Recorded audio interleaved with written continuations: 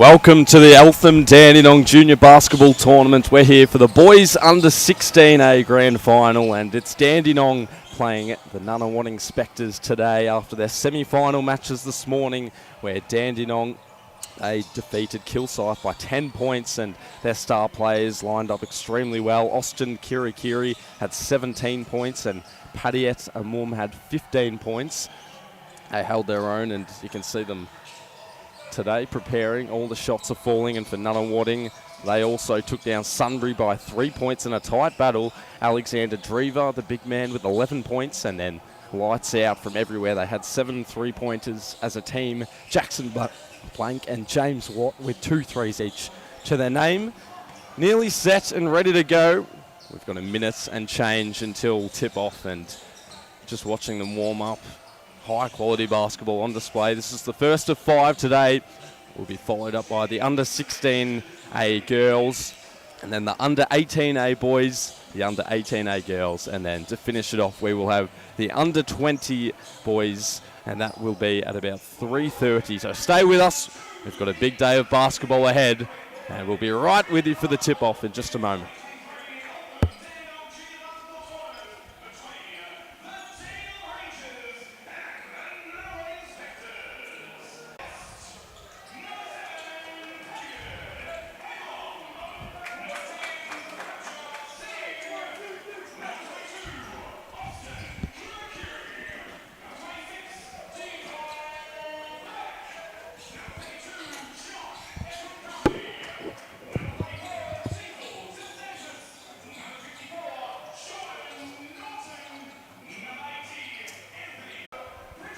Early wake up for everyone here playing. You have to have those legs ready, and this is all they're playing for. The final, the under 16A boys final, and the starting 5 for Nunawading. We have Jackson Blank, the man we spoke about, Charlie Wilson, Alexander Drever will be in tip-off, Jackson Seravac, and then Jeff Wong to join them. And for Dandenong, Xavier West will start, Anthony McGock, Paddy Amum would join him, and then alongside them we have Austin Kirikiri, who scored 17 points, and John Funcanby. So tip off, here we go. This is the under 16 boys final for the weekend tournaments, the Australia Day weekend. And just like that, it falls out of bounds. We'll have a whistle, and Dandenong will start with possession on the sideline. Xavier West to take the ball in. Austin Kirikiri running the guard. Jeff Wong on defence. Now they switch it to the wing. McGock now inside, the floater up and in, and the first points fall for Xavier West. And Dandenong are on the scoreboard early. And they're not quite. A foul. Jaden Carnby. One foul to his name. Blank. And now McGock takes it back. And they'll slow it down. Effin Carnby to Kirikiri. Driving inside. Layup. Fell off the other side of the rim. Wilson to Wong.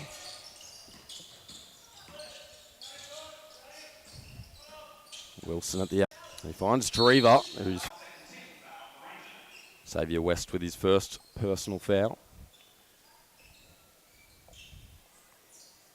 And here is Alexander Drever at the line. 30 points through the opening 3 games of the tournament, anchoring them with his aggressive play style. Just missed the first free throw there.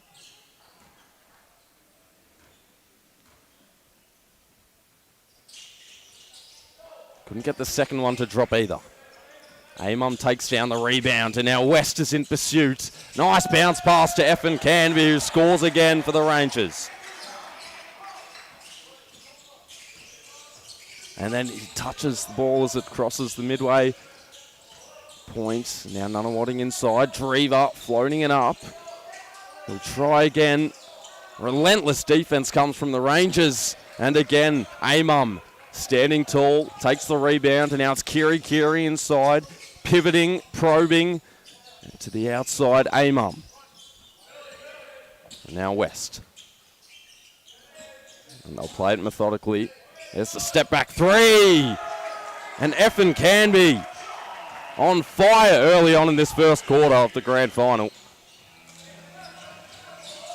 Just like that, Nunawading with another three. It's blank. Back rim.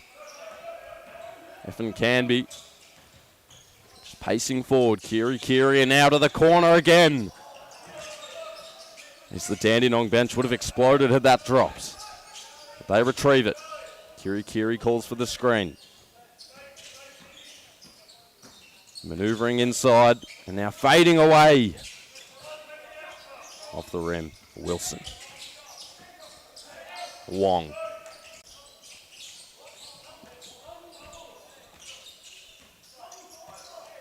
So the Rangers, as you can see, plenty of players who are able to... He won't hesitate, he'll drive inside. Take on McGock. Slipped away. And Wong up top. Another screen. This time from Drever. And it's an illegal screen. The basket won't count for Jeth Wong. And Drever with his first personal of the game.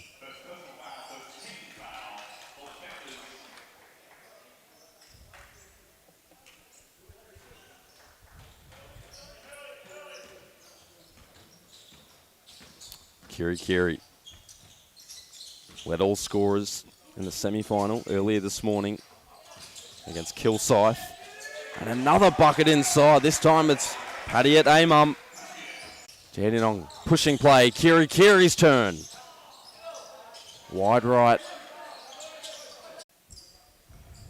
Just short off the rim. Another offensive rebound and inside. Singh. Repositioned, scored another basket. Impactful minutes off the bench by Prabjot Singh. And now Devers, blank, kicking it out. Nunawading down by 12 at the moment. With 12 to play in this first half. Blank. Up top, 7 to shoot on the shot clock. In the corner, it's Archie Dewar for 3. Much needed basket for the Spectres. And now they trail by 9. Oh, Kiri may have carried, and he did. He thought he had a hand on top of the boulder control. Umpire thought otherwise. A couple of substitutes now for Dandenong. Diesel Beck will come into the play, as will Diesel DeSantis. Watt, held back by his defender. It was Norton guarding the board. Now inside to the elbow, Blank firing a 3. Offensive board, Blank inside again. This time he hopped up. Another rebound.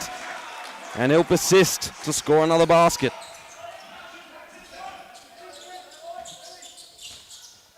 Effin Canby shifting his way to the top of the key, floating it up. Blank with the rebound. Effin Canby stays active on the defensive end. Nearly halfway into this first half. And the Rangers hold a 17-10 lead. And John Effin Canby with 7 points. He leads all scorers. Jackson Blank with 5 to his name. For the Spectres. Beck. Effin Canby. Norton. Singh. Tentative to take the 3, so he takes it to the basket instead. And again absorbs the contact. He'll go to the line for 2.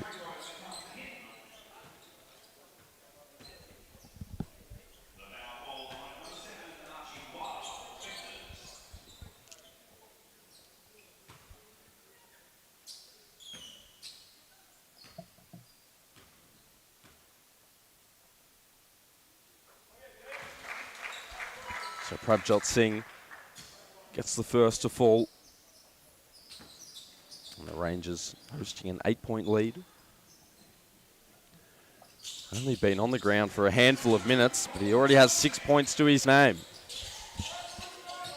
Now how will they navigate through this full court press, the Spectres? The man comes from half court, a risky pass. It may work out in the end. Dandenong stay active. And on the break, it's Beck taking it inside, avoiding all contact, and Singh on the offensive end. On the second try, Beck has a man up top if he needs. Instead, he's called for a travel.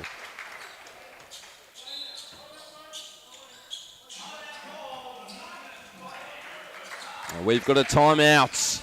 The first of the game with 9 minutes to play in this first half. The Dandenong Rangers leading the Nunawading Spectres 19-10. John Effin Canby starting hot, 7 points to his name, and Jackson Blank for Nunawading, the leading scorer, with 5 points, both of them with a 3. And we'll see how the Spectres can respond.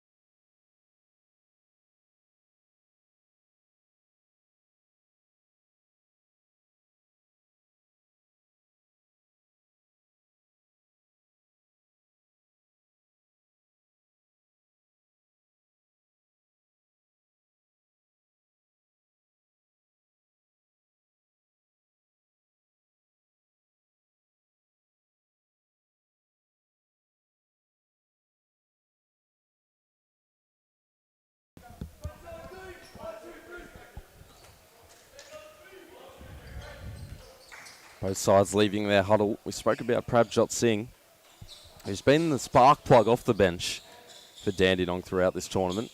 12 points against Casey, 10 against Maffra, 15 against Sandringham. Just the 2 this morning in the semi-final, but starting off with 6 in a couple of minutes off the bench to boost the Rangers' lead. It's currently 9, and now he's on the defensive end. He assisted his teammate to get the steal.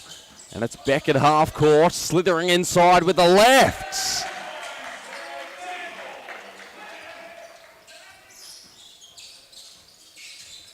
Dammers up top, Devers. Watt made the defender slip, and a crafty move by Ryder Devers.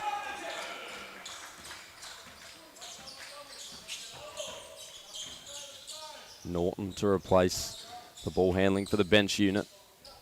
Effin Canby did stay on. Still 8 minutes in this first half. Singh inside for Beck with a gimme layup. And a quick 4 points for Diesel Beck. I know how to light the fuse, this Rangers bench unit. That's come off Nunawading, keeping it in play. Josh McLaren. And a foul on Jordan Norton.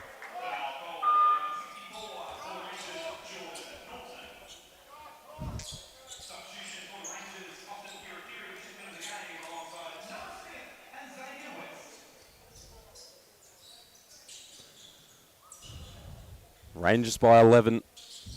7.5 minutes to play. McLaren, Dewar, and now McLaren again. Heard the voice next to him. It was Ryder Devers who scored on the previous play. Now they swing it to the outer side. Dewar with 10 to shoot. A deep 3 coming from McLaren off the front rim, and a violation over the top of the backboard. And it'll be the Rangers ball. Jeff Wong and Charlie Wilson back in the game. James Watts to take a quick break along with Jackson Blank. And Kiri. He's back on, so a short stint on the bench. Touch pass again, Kiri made it work. Singh trying to bustle his way inside, and he kicks it out to the corner for another 3. Singh tracks down the rebounds. Walking the tightrope at the moment. Noah Smith, definitely a sharpshooter. He'll set the screen for Kiri, and it's an illegal one.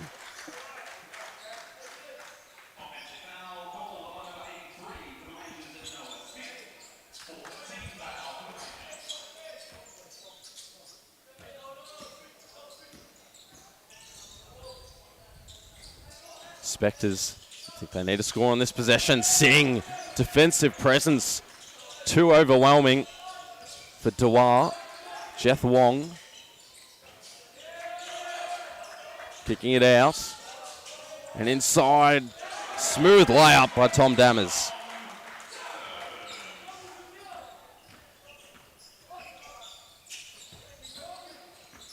Xavier West. Over to Noah Smith. Singh. Defense now from Wong. Tried to stay with Kiri, which is a difficult task to do, and he couldn't stop Singh either. 8 points for Prabjot Singh. Still with 5 minutes to play in the first half. Tom Dammers. And now Wilson inside. He was fouled.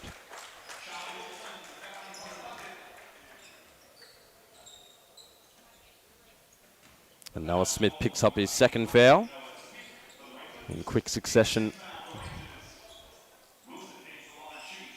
Paddy at Amum along with Anthony McGock to come on the floor. Noah Smith will take a seat, as will Diesel DeSantis.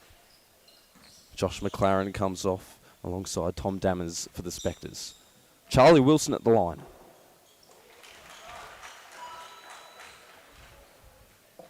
Hitting the first.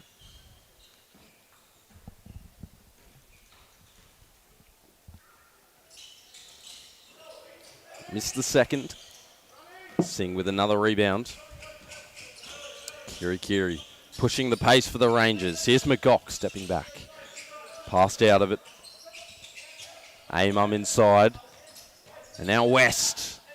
Long on the floater, but Singh is still charging through the paints.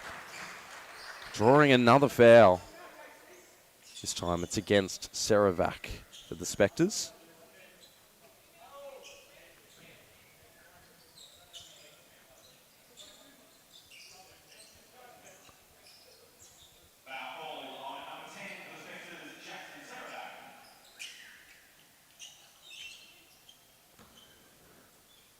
So the clock ticks below 4 minutes. The Rangers with a 10-point lead. Singh makes it 11, and he's nearly at double digits.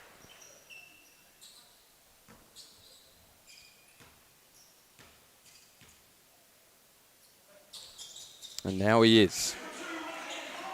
10 points for Prabjot Singh.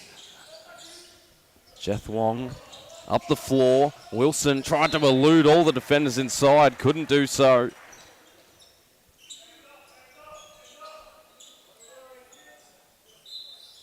And the Spectres will reset. Ball to come in from the baseline. Wong didn't take the screen, instead took the long three, which was off the mark. But Drever inside drew the foul, and he'll go to the line, this time for the Spectres.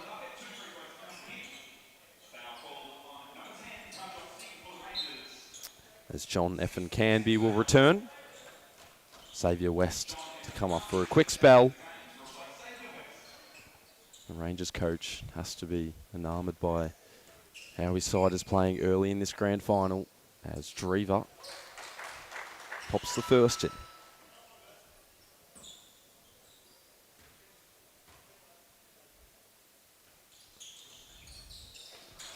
Second one sprung around for a second and hopped in. A 10-point lead for the Rangers. 2 minutes to play in the half. Kiri's pass a little indiscriminate for Singh, who wasn't expecting it. And now inside, the floater, long from McGock. Wong caught up in the middle, and now getting past Singh, diming it inside. The layup couldn't fall for Wilson, but Wong resets. Takes it out, has Blank at the three if he needs. Drever in the post. And another shooter ready on the outer side. Here is Blank, same spot where he hit his first one. And this time it's off to the right. So Jackson Blank 1 for 4 in the first half from 3-point range. And McGock left wide open. Singh was inside. Seravac took initiative to push it out of bounds.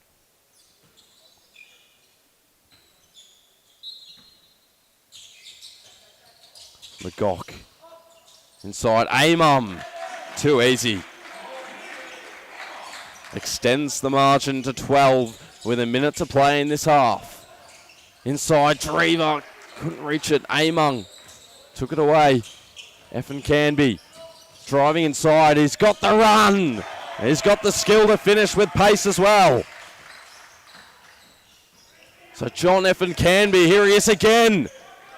Kiri now, sprinting forward, didn't pass, took the layup, and the Rangers irrepressible at the moment. That's Austin Kiri's first basket of the game, and now a travel. Well, what do you do if you're the Spectres at the moment?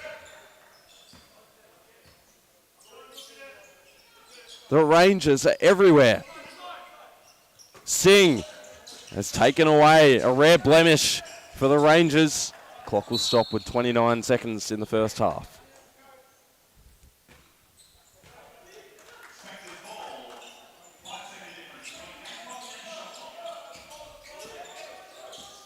Wong. Blank with the non-dominant left hand and shot with the right. Fell short. Drever couldn't get the much-needed basket to fall. Again, it comes up short. It's bobbling around. Drever still fighting.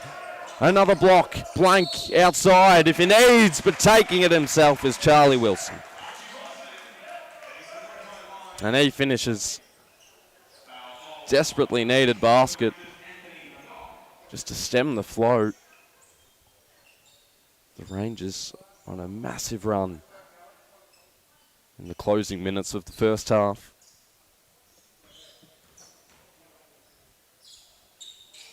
Charlie Wilson will track down his own rebound. Probably had more time than he initially thought, but he still wrestles it away. 4 seconds to shoot for Blank, but he wasn't aware. Inside, Drever before the buzzer. He was fouled. He'll head to the line for 2.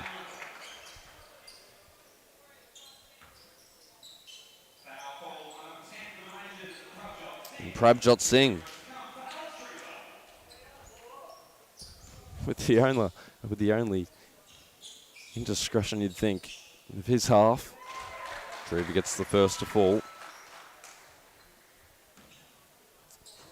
And heading into the main break of the under-16s grand final, it's Dandenong 33, sparked by John Effin Canby and Prabjot Singh, who have combined for more than half of their side's points. We'll have a quick break, but don't leave us. It's a 12-point margin. We'll see if the Spectres can cut away. 2 minutes until the half resumes.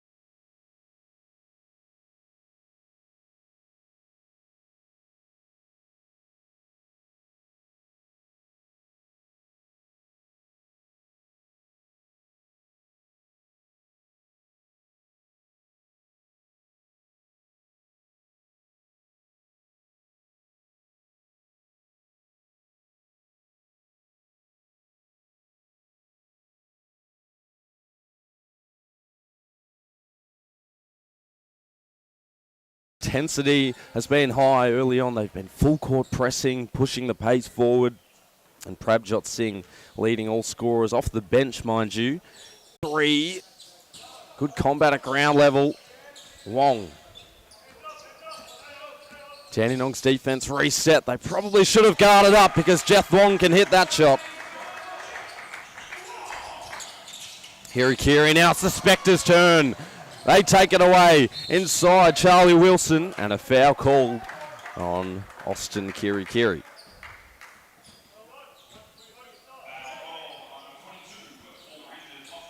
It'll stay at the baseline. And an 8-second violation. Only a couple of seconds after the previous play when Nunawading pressed up. Kiri might have forgotten. Costly turnover. Wong. A long pass and the length from Effin Canby takes it away. Norton marching downhill. Over to Beck in the post. Spinning inside. Just dropped out. Beck got a hand to it again. Wong shifting his way all the way to the cup. Threw it up in hope of a foul. And Kiri. The numbers with the Rangers. Diming it inside. Beck. He dishes it back out. A strip comes from Wong. It was Amum attempting the three. Effin Canby, 9 points today. 10 to shoot for the Rangers. Kiri, a little jab step which gave him space inside. Couldn't get it to fall. Wong has been lively in the opening 2.5 minutes of this second half. Kiri with the daunting task of guarding Jeff Wong. Blank this time from the free throw line, gets it to fall. 7 points for Jackson Blank. Beck, and they found an open man. It was all too easy for Paddy at Amum. A little scoop layup. And instantaneously, they get the 2 points back. Serovac. Charlie Wilson. Up top, Wong. Used the opposite end of the screen. Blank inside. Went sideline, rather baseline. Now fading. And he's got 9 points.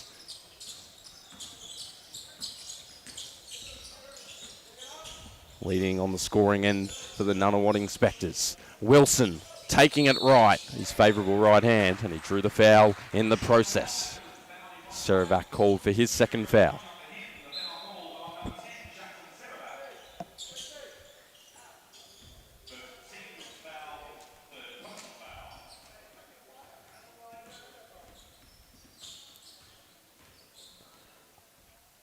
So Jordan Norton misses the first free throw.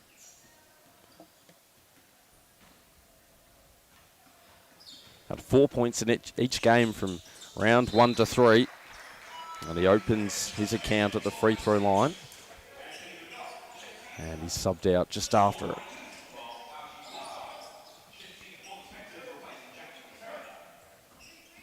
Serovac will also take a seat. Picked up his second foul on that play. No one really in the paint for the Rangers. And it gave Wilson the path to glory. He scores. It's a 4-point game with 15 minutes to play. Effin Canby. Seeding it out. Kiri, a deep three. Never looked like missing. Lead back up to 7. Wilson this time. Takes on the defender. Little long dreamer. We'll head to the line again.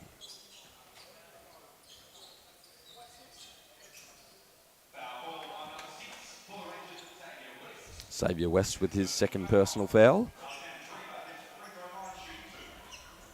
Just under 15 minutes. And the Rangers have led this game from the start to now. We're up by as much as nearly 15 in the opening half. The Spectres have done well to chip away. And it's a 6-point game currently. McGock. Kiri, playing for it. Faked one way, took a step inside. Just short. Might have a second crack at it. He does. Relocating in the corner. Austin Kiri. Back-to-back triples. And the lead inflates to 9. And here he is on the defensive end. Nearly taking it away from Wilson. Wong scores.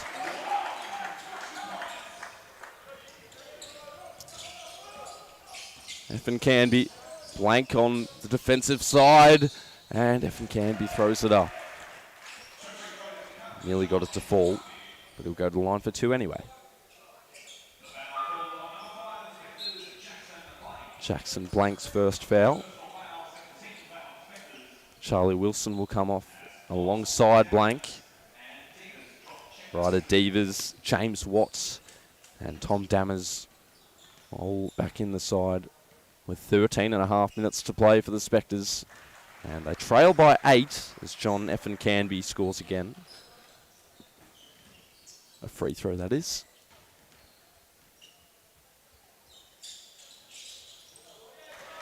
And he drops the second one as well. 11 points for John F. Canby. 10 for Prabjot Singh. Here is F. Canby. Kiri taking it all the way to the rim. Behind the back pass. And floating it up inside was Anthony McGock for his first score of the game.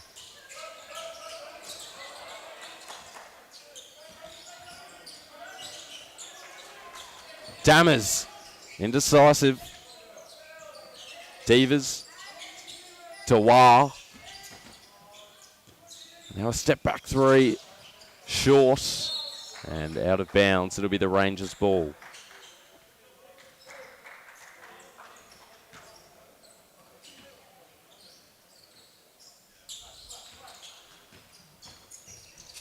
Kiri, a pinpoint pass, but it's an offensive foul on John F. Canby.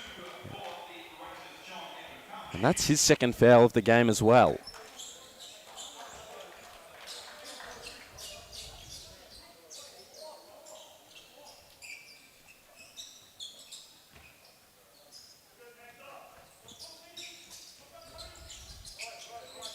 Archie Dewar handed it off to Josh McLaren. Moving around is Watt. Quick ball movement, and it's McLaren up top for the three. Front rim. Amum took down the board, and McGock. Here's Kiri. This time working in the post with the fadeaway. Nothing but nets.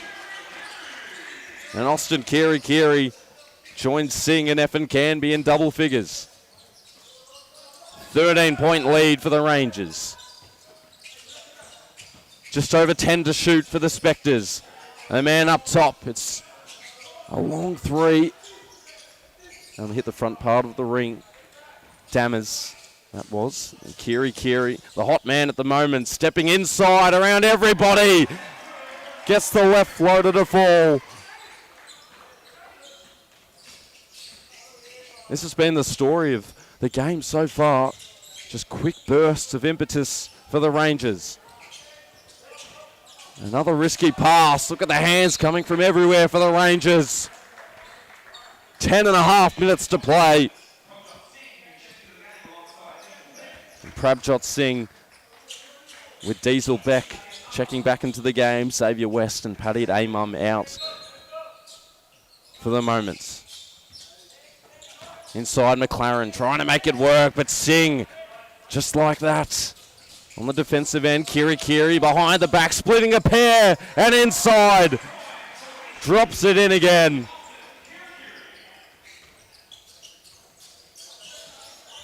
The largest lead of the game for the Rangers. Dammers, Dewar, Devers. A nice base or sideline cut coming from James Watt. Kiri was left unguarded. He definitely can't do that. How about a heat check?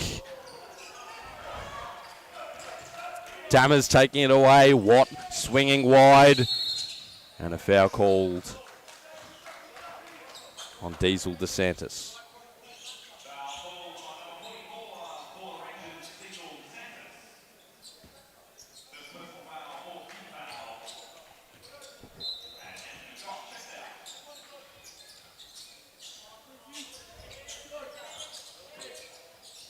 McLaren, Devers, Beck on the defensive end, and in the other corner, they've got an open three, which falls for James Watt.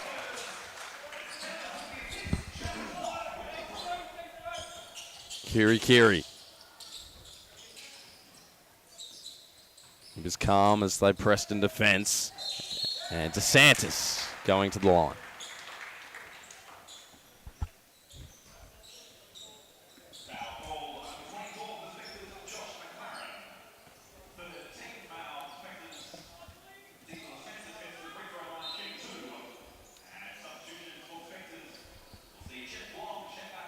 Jeff Wong will come back in, as well as Charlie Wilson, James Watt and Ryder Devers to take a seat for potentially the remaining 8 minutes of this game.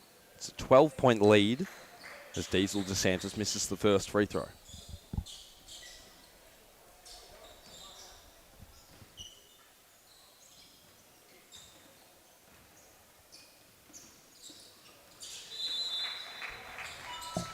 Lead up to 13 for the Rangers.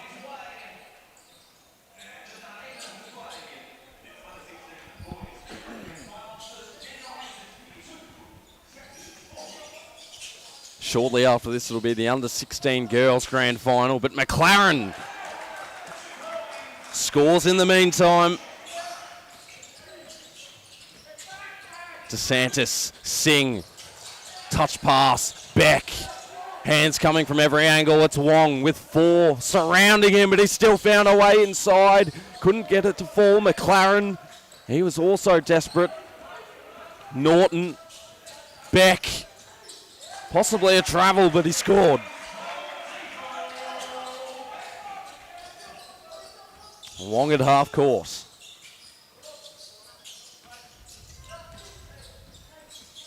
Takes it away.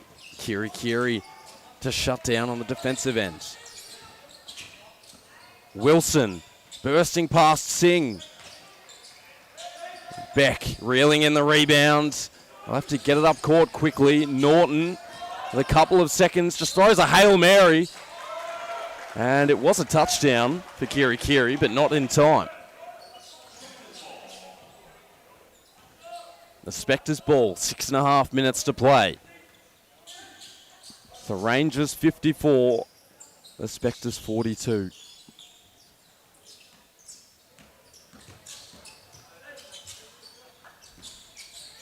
Dammers, Wilson, Wong. Past Kiri, right into Singh.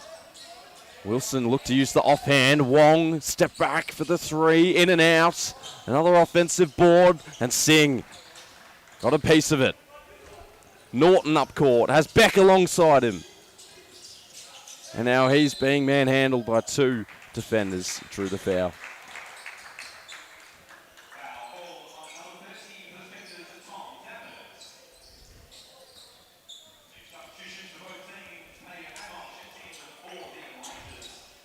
Now the starters for either side will come back in.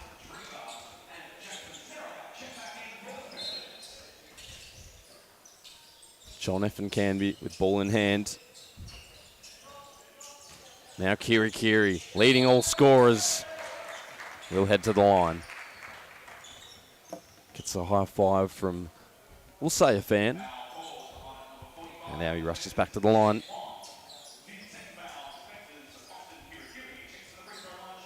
Five minutes to play.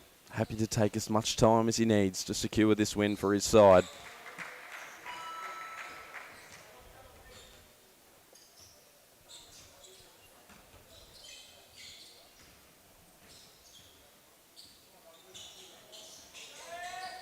This is the second. 15 points for Austin Kiri. A couple of threes as well. Jeff Wong looking to remove him from the equation. But a foul against Kiri.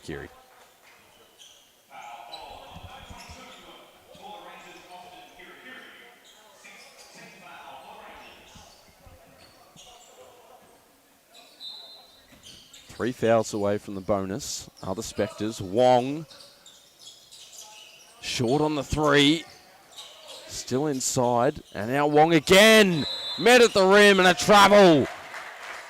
Prabjot Singh, he's got humble body language, should be a little more expressive because he's had one heck of a game. Kiri, Norton, Effin Canby in the corner. He was waiting for it. And Singh with another offensive rebound.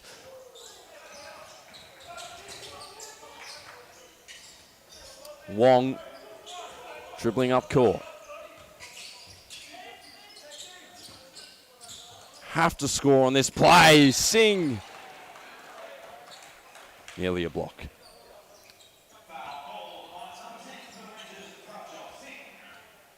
Time starting to dissolve now. Ticking on 3 minutes. It's a 13-point lead for the Rangers. Drever at the line. Brings it to 12.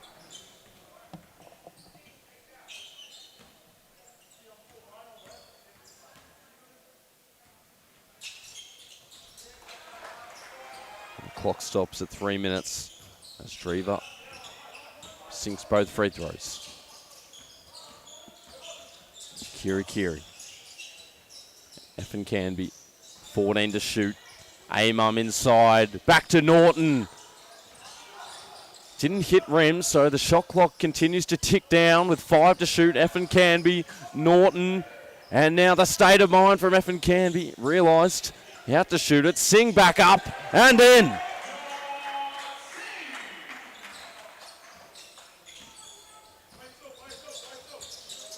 We're singing his praises here. And Jeth Wong to blank. Miscued the pass. The Rangers ball with 2 minutes and 18 seconds to play.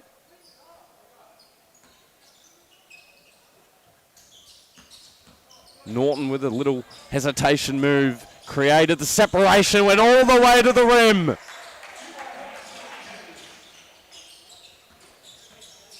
How will Wong reply? Good help defense from Norton, who just scored. Blank, back out to Wong. Looks like he's comfortable to take the three. Now inside. Loose ball. Blank picked it up with 2 to shoot now. Hands up defense. Had to throw it up. And a shot clock violation. And the Rangers are just about there.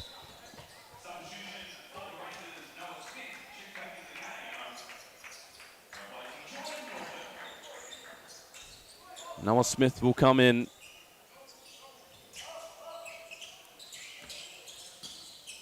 Kiri. Can they finish it off with the dagger? Smith. Kiri again. He's been ridiculously hot in this second half, and he continues. Up to 17 points this lead.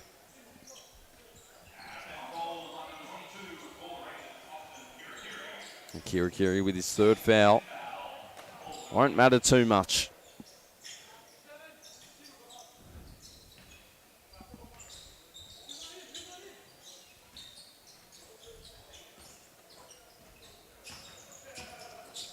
Dewar palms it off. Devers. Dammers. Back to Devers. Got past Smith, and then the foul from Effin Canby.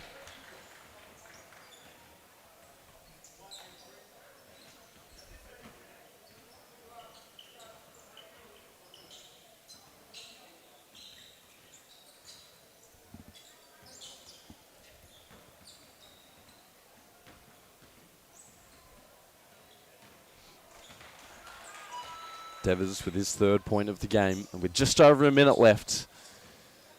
The Spectres are in the bonus, but a 15-point lead you'd think would be too much to overcome. We have seen miracles in the past, but right now they're laying off on the defensive end.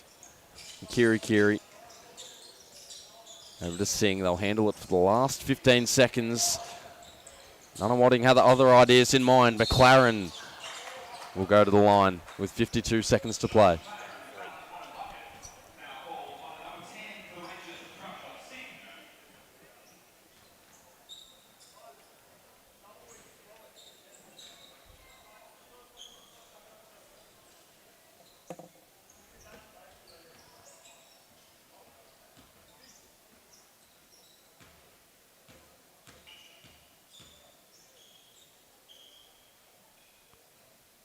Josh McLaren gets the first to fall. He also has 3 points in this one. Looking to make it 4.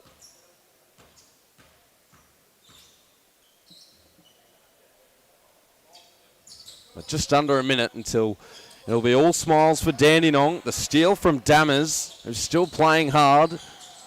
Great block underneath. And now Devers couldn't hit the three, and Singh hauling another rebound. Kiri might just dribble it out with 15 seconds to play. But they called for an 8-second violation. Well, he was just trying to do the right thing in terms of sportsmanship, but he's called for the 8 seconds. And it's the Spectres' turn to get up one last shot. Cut inside, Dammers with a consolation layup. And now they can dribble it out if needed, the Rangers. The benches start to pour out, the handshakes come, but the under-16 boys champions in the Eltham Dandenong Junior Basketball Tournaments are the Dandenong Rangers. The final score, 61-49. Anchored by multiple players with major performances. It was John Neffin Canby early, Prabjot Singh then came off the bench, and Austin Kiri with a second half to remember. And the Rangers with a 12-point win over the Nunawading Spectres. Don't go anywhere, because up next it's the under-16 girls grand final, where Frankston will take on Sandringham. We'll have a quick break and we'll stick with you in a moment. But it's the Dandenong Rangers, who are the under-16 boys premiers, taking down the Spectres 61-49.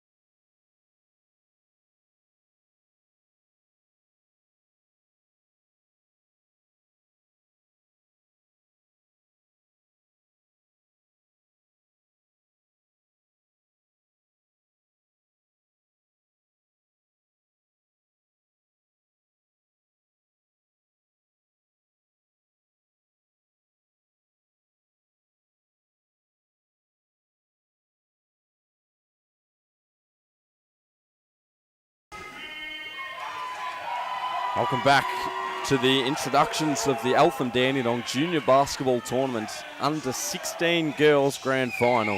We have the Sandringham Sabres against the Frankston Blues, who are being introduced. So we'll be back in a moment after the introductions.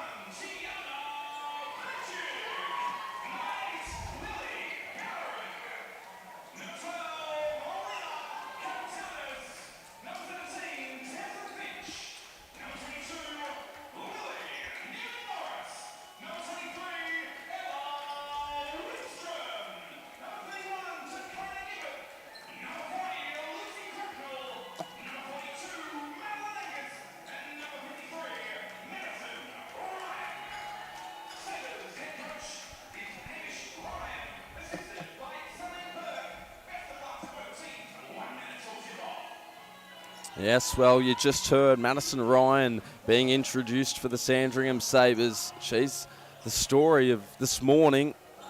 She had 14 points in their semi-final win over Dandenong by 11 points. Not only that, but earlier on in the tournament against Frankston, she had 24 points, with a 3 included, 10 points inside, or rather 20 points inside the three-point arc. She's also had an 18-point performance, a 13-point performance, and then 8 points as well. So she will definitely be someone to watch. And for Frankston, they also won this morning, obviously taking down Nunawading. And the leading scorer for them was Sataya Fagan with 17 points. A 3-point win. Just about to get underway. 10 seconds until tip-off. The second game of a 5-game slate. We saw the under-16 boys play earlier. Dandenong with a 12-point win over Nunawading, 61-49. Next up, after this game, it will be the under-18 boys, followed by the under-18 girls, and then to finish it off, it'll be the under-20 boys. Melbourne against Hoop Nation from New Zealand. So a bit of an international rivalry. And a boisterous Frankston side steps onto the court. And starting for them, it'll be Sophie Alexander up top. Madison Carr will join Sataya Fagan, Trinity Vakakevu, and then also Charlotte Atkin for the Blues. And in tip-off for Sandringham is Madison Ryan. Lucy Cracknell will also start. Lily Newman-Morris alongside Ella Wickstrom. And finally, it will be Madeline Angus. And just like that, Frankston into the paint. Sophie Alexander a little too strong on the layup. Ryan nearly threw it out of bounds. Fagan got a hand in, was able to intervene.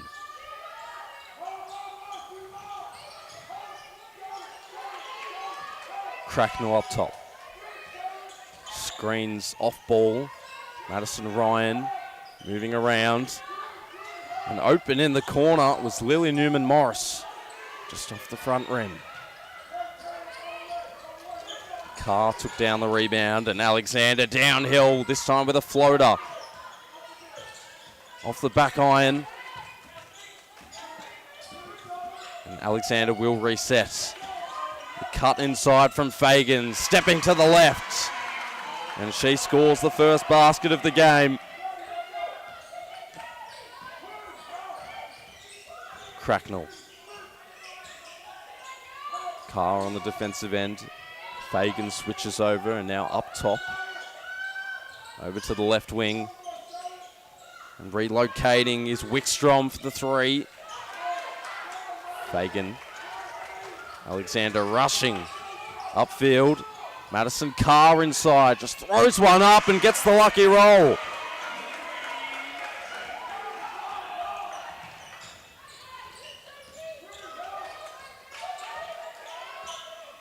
Cracknell. Madison Ryan. Another three from Newman Morris. She wasn't eager to take this one. And out of bounds. The Blues off to a hot start. It's 4-0 in the opening minutes.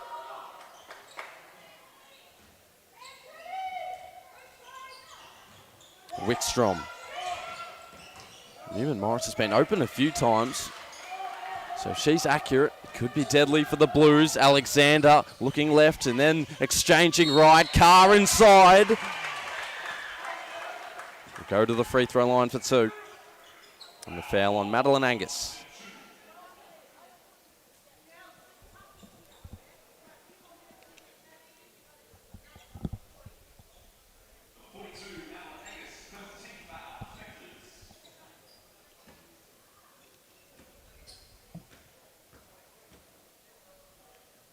So Madison Carr at the line, hits the first.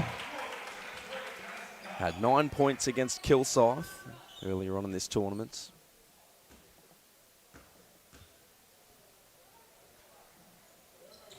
And she's starting off with 4 out of the Blues 6. 3 minutes in to the under-16 girls grand final. Newman Morris over to Ryan, slinging it around.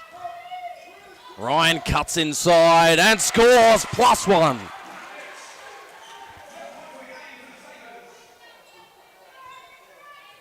Charlotte Atkin with her first foul.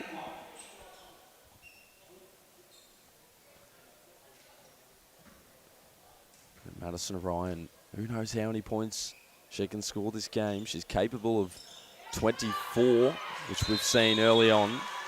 And a jump ball. Well done from Madeline Angus to precipitate that.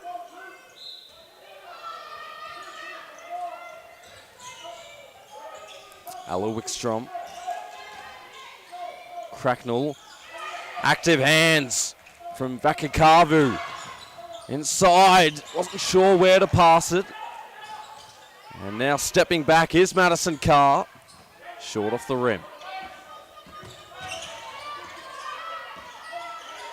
Fagan, strong defense, taking it away, inside, throwing it up and in, was Trinity Vakakavu. And on the other end, a foul, and Madeline Angus will head to the line.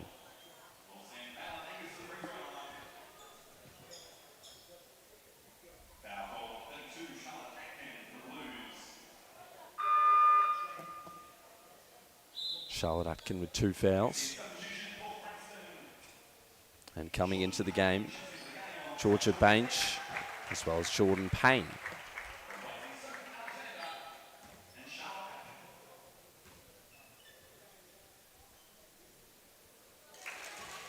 First free throw falls for Madeline Angus.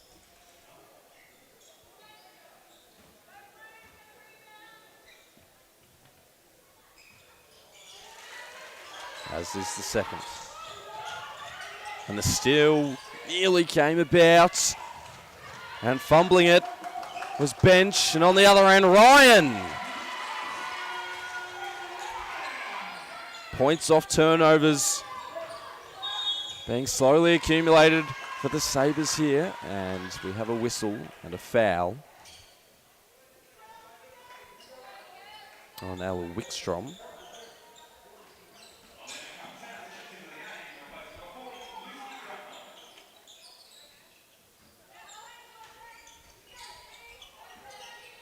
Bainch crossing the timeline.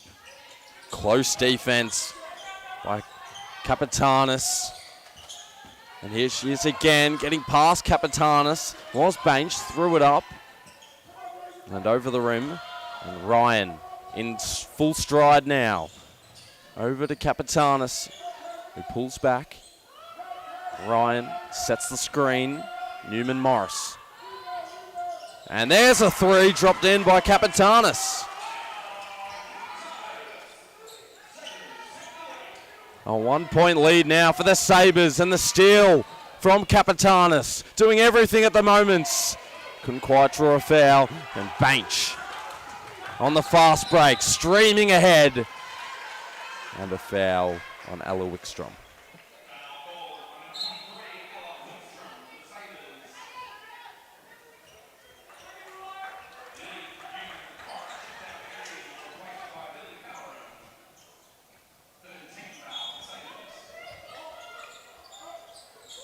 Vakakavu on the inbound, and Fagan for her third and fourth points.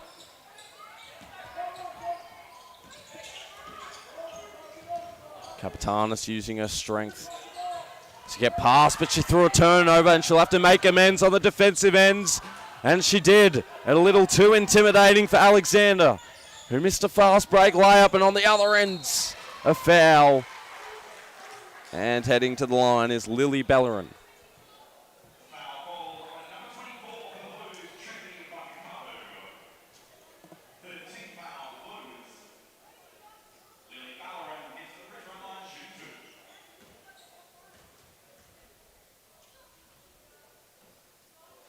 Slid off the rim, did that first one.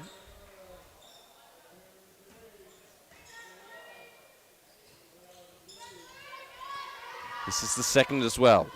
Fagan. 4 points early for the Blues, who lead it by 1. 12 minutes in this first half. Fagan again. Controlling play. Payne. Defended by Bellerin. And Bainch threw it up. And now an open run ahead for Wickstrom. Gets past Fagan and drops it in. Bainch now to the other side. It's quick pace basketball. Jordan Payne scores.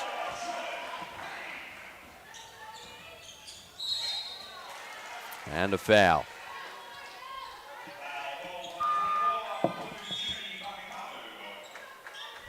Subs come on for either side. For Frankston, it's Lily Saunders. And for Sandringham, it's Tessa Finch. A 1 point lead for the Blues. 11 minutes to play. Lucy Cracknell also comes back in for Ella Wickstrom, who just scored that layup. Heavy contact as well. Kapitanis, been productive in her early minutes. And a deflection. Taking it away for the Blues inside. Saunders just came on, didn't take the shot. Bainch does instead, and she hits it. And a steal. They might just score again. Lofting it up was Alexander. Kapitanis. Past the halfway mark. Bellerin. Open players everywhere. Ryan. Kapitanis again. And Cracknell. Non-customary left-handed dribble. And another foul on the Blues. And Sophie Alexander, it's her first foul. As we tick past the halfway mark of this opening half. The Blues with a 3 point lead after the Sabres steadied themselves. Stuck in the corner and now out to Bellerin. Inside it's Kapitanis. Gets it to fall.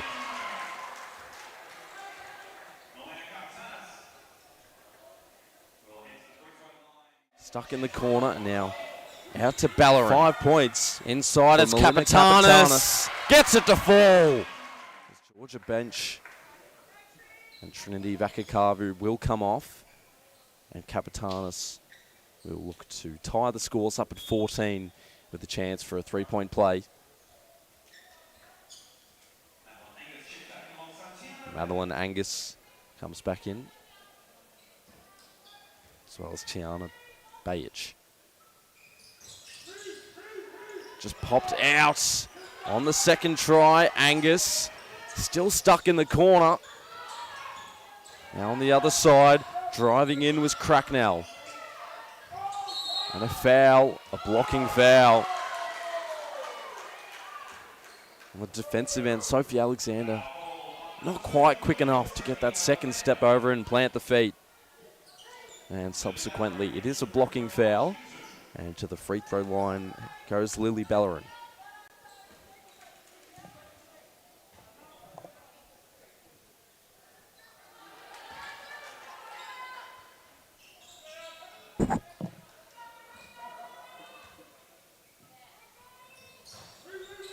Bellerin missed both. Carr with 4 points early on. Over to Craven in pursuit. Alexander holds it up. offering instructions. Out to Saunders. Craven. Carr. Taking it right. Flipping it up. Hit every part of the rim but didn't fall.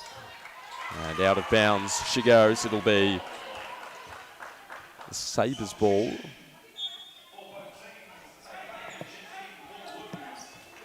In fact, it would be the Blues ball. Saunders to inbound as Lily Newman-Morris comes back in with Madeline Angus. Alexander had to keep her composure there. Fagan was stripped of it. Here she is again, going isolation, stepping back for the three. Wide right. Craven pulled down the board. And Carr driving inside. A little long, Angus. Bajic.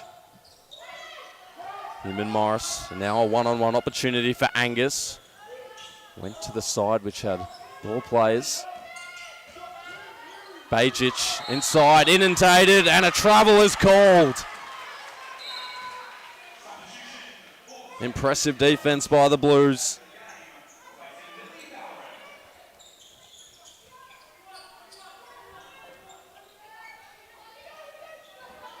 Madison Carter overtake the ball handling duties. Craven. Alexander again. Knifing her way through, kicking it out. And a jump shot by Craven just fell short. And Cracknell draws the foul. It'll be on Sophie Alexander, which is her second foul. And she'll head off for a spell as Trinity Bakakavu comes in. 6 minutes to play in this opening half. It's the Blues by a solitary points. The three in the corner for the Sabres. Couldn't fall. And loping after it, Craven. Bakakavu. Knew which way she wanted to head. Carr. Spinning it out. Fagan this time takes it herself. Fell short on the layup, but they'll have a second opportunity. And the subs come on for the Sabres. Ella Wickstrom and Tessa Finch to come on. Tiana Bajic and Lucy Cracknell. And the quick cut inside for the Blues. An open layup. Michaela Craven couldn't get it to fall. And then she gives away another personal foul. And the Sabres are in the bonus.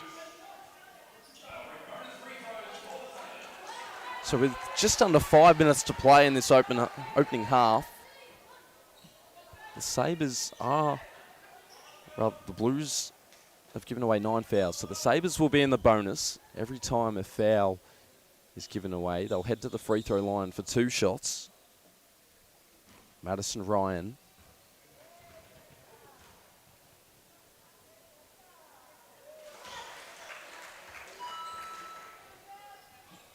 Have to convert these every chance you get.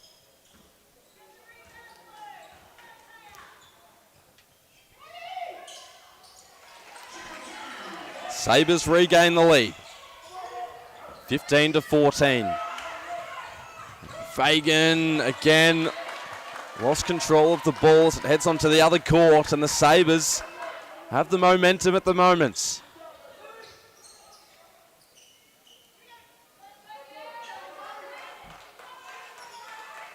Now we'll see if they can construct another well-formed attack. Interesting formation on the inbound. Don't want to have too many players coming for the ball, otherwise a turnover or a mishap could occur. Ryan nearly hit the face of her teammates. Saunders taking it away, and now Craven garners it. Carr. Fagan. Saunders again. Bakakavu and a shot clock violation.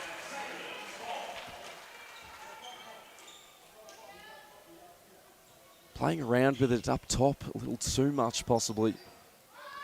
There were cuts inside, but the Sabres were able to shut every one of them down.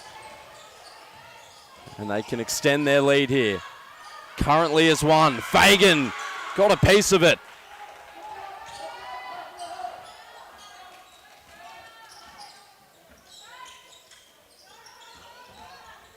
Vakakavu this time.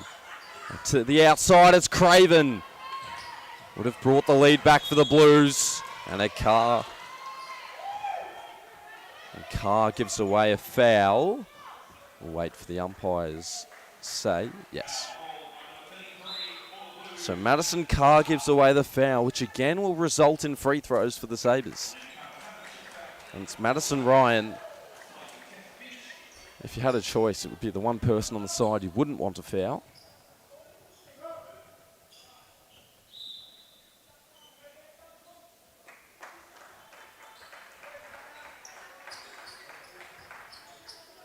Two minutes to play in this first half. Sandringham 15, Frankston 14.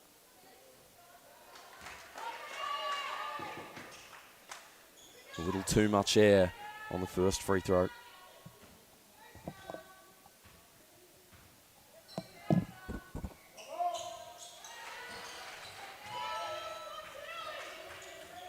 Seven points for Madison Ryan out of her side, 16. Bench, corralled. Just out of bounds from Lily Newman-Morris, but three Sabres swarmed her on the baseline, or rather on the sideline. At the timeline. Fagan found space, but gave away a foul. It was a charge called by the umpire on the baseline. And both players took heavy contact on the defensive end. It was Ella Wickstrom, who is all right now. She was slow to get up, but she sets the screen and now collects the ball. 57 seconds to play. Short little pull-up for the Sabres. It's Kapitanis. She also has 7 points. And now the steal. Newman-Morris over to Ryan. Didn't go to the teammate nearby, instead took it herself. And another foul against the Frankston Blues.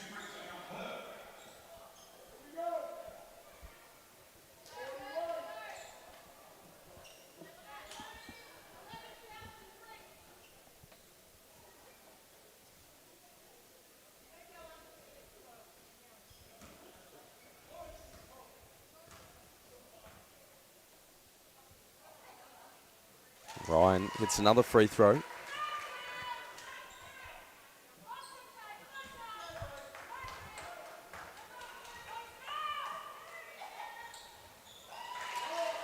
Makes both. It's been an arm wrestle early on. The Blues held a 7-point lead, but the Sabres have overcome the full court press and have been able to find their way in the bonus. 30 seconds, 14 to shoot for the Blues. Atkin inside, +1. That's the basket they needed. We say it every time. The pivotal baskets to stop the momentum of the opponents, especially in grand finals like these.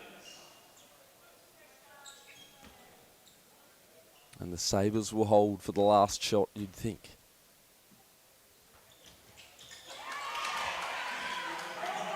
Atkin with the 3-point play.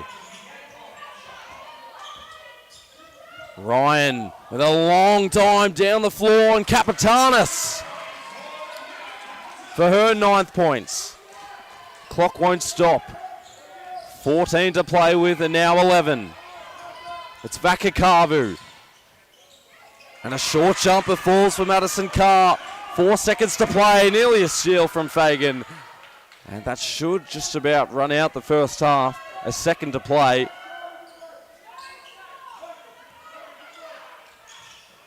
It'll be a long heave from Wickstrom, but she didn't get it off in time. And heading into the break, it's the Sandringham Sabres 22 against the Frankston Blues 19, both nullifying each other's runs. And we'll see what happens in the second half here. Definitely a close game is calling. We'll be right back with you in 2 minutes.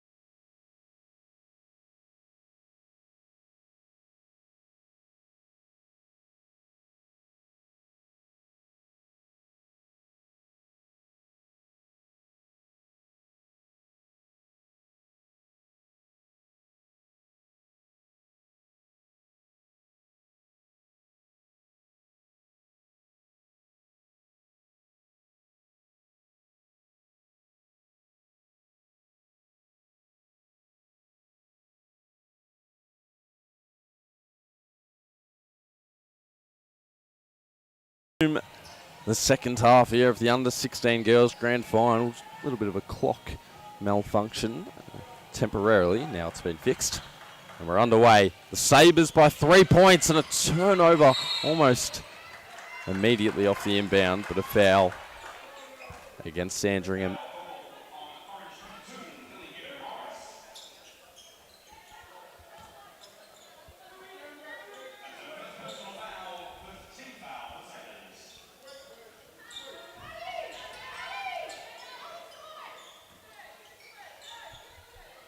Vakakavu, 2 points against her name, and Sataya Fagan, who led all scorers in their semi-final earlier. On the other side, Madison Carr twirling around, but an offensive foul. And she has 3. 2 fouls, rather. Fagan on the defensive end. Ballarin tossing it over. Ryan, and an open 3 in the corner for Capitanis. As the Rock heads over to the other side. Alexander, in the midst of all the contact, she drew a foul. And Capitanis with her first foul.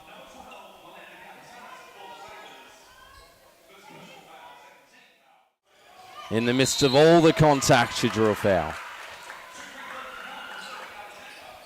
Sophie Alexander at the line. Her opening points, 16 points against Nunawading, 13 against Coburg and 11 against Waverley. So she knows how to score. Familiar with a free throw or 2 as well. And cuts the deficit to 1. And Newman Morris was fouled by Vakakavu for her first foul.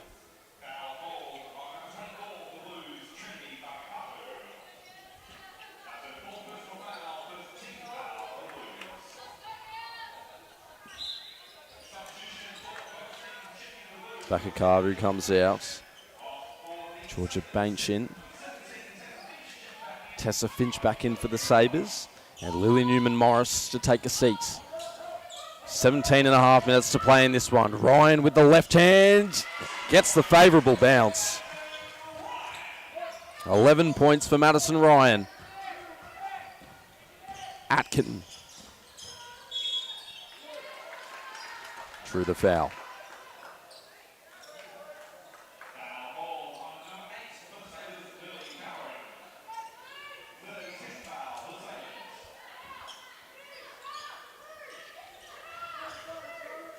Fagan hampered, Euro stepping and now outside to Bench.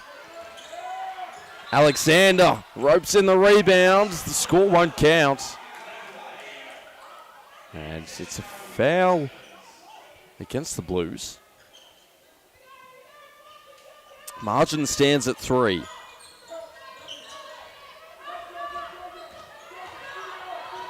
Ryan up the floor, going isolation on Alexander. Substantial height difference. Instead it's a 3 from Capitanis, which she did hit one of earlier. A little too strong on this one. Fagan nearly pulled back for the 3. Alexander making her way inside. Atkin up and over the other side, and Alexander couldn't keep it in play.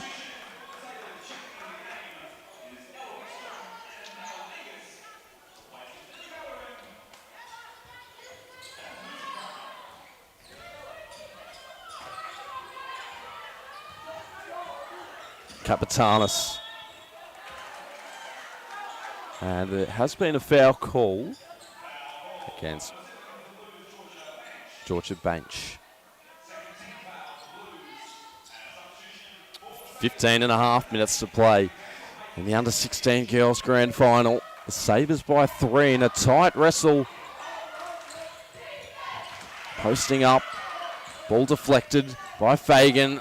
Turnover nearly thrown, and now Bench gets her hands on it. Takes it all the way herself, reversing it in, and a foul. Inventive and effective. And Georgia Bench looking to tie the score.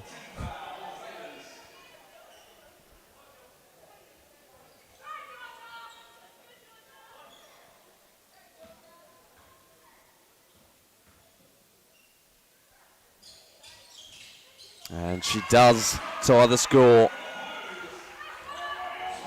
24 apiece. Capitanis throws another indiscriminate pass. Here she is again, hoping to rectify the situation, which she did. 11 points for Melina Capitanis. Alexander over to Atkin inside. Amongst 5 Sabres. Was still able to accrue another possession for the Blues. Lily Newman-Morris back on the floor for Melina Capitanis.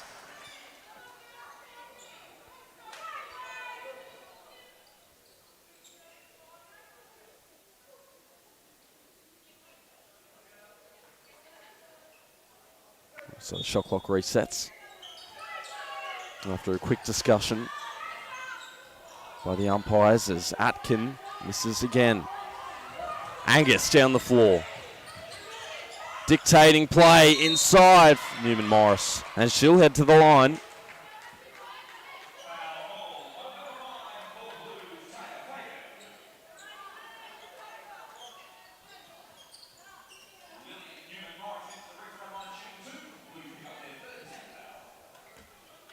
Third team foul for the Blues, and at this stage in the previous half they were up to about 5 or 6. So they have been able to pull back on the fouls as Newman-Morris sticks in 2 free throws, a 4-point lead.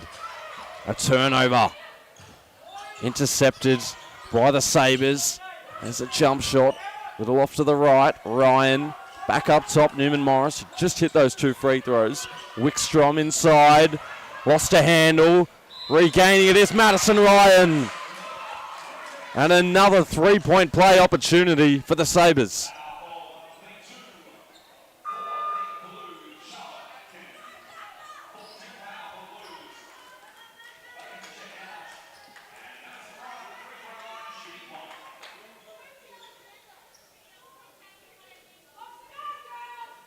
13 points for Madison Ryan. Make it 14.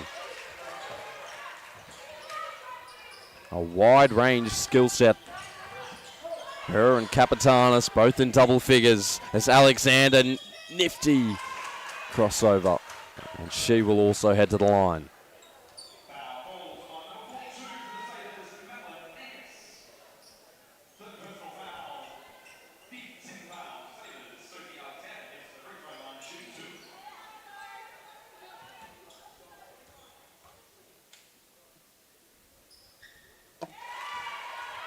Third point for Sophie Alexander, which in comparison to the rest of her play this tournament is an aberration, but there's still 11 and a half minutes. And if you were with us last game, you would have seen Austin Kiri turning up in the second half. Alexander misses the second.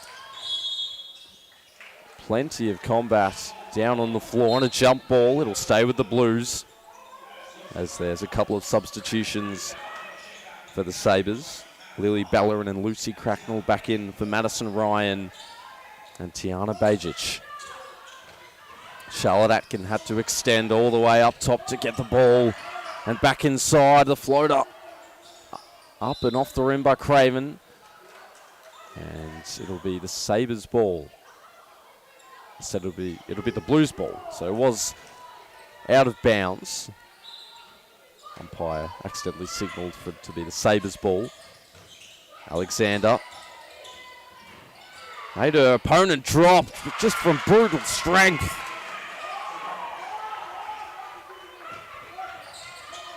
And the Blues now trailing by 4. And a similar occurrence on the other end, but it's called an offensive foul against Madeline Angus. Well, the difference might have been Madeline Angus using her elbow as opposed to Sophie Alexander, who might have caused her. Away, South reversing it in and a foul. Back on is Melina Capitano. Inventive. Madeline Angus, who just picked up her second foul on that play. Carr. Bench. Taking it baseline. Lost a handle. Capitanis with 11 points. Cracknell. Newman Morris over to Wickstrom, and now here is Capitanis faking the 3, and a charge again. Back-to-back plays for the Sabres. They have been called for offensive fouls.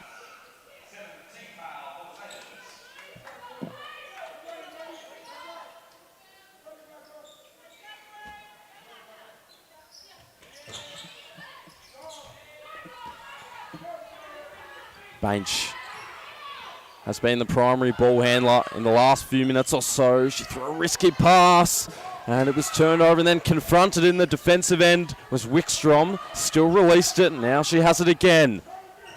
Following a bit of a circuitous route. In the corner, a 3 for the Sabres. Long and over the top. Bench, her teammate wasn't looking. It was Madison Carr, and Capitanis snaffles it away. Newman Morris. Wickstrom now comes up to collect. Heading inside. Lovely pass and an even better finish. Lily Bellerin with her first points of the game. 8 minutes and change. The Sabres lead the Frankston Blues by 6 points. Alexander. Almost another charge called, but Charlotte Atkin hits the shot, and she has 5 points now to her name.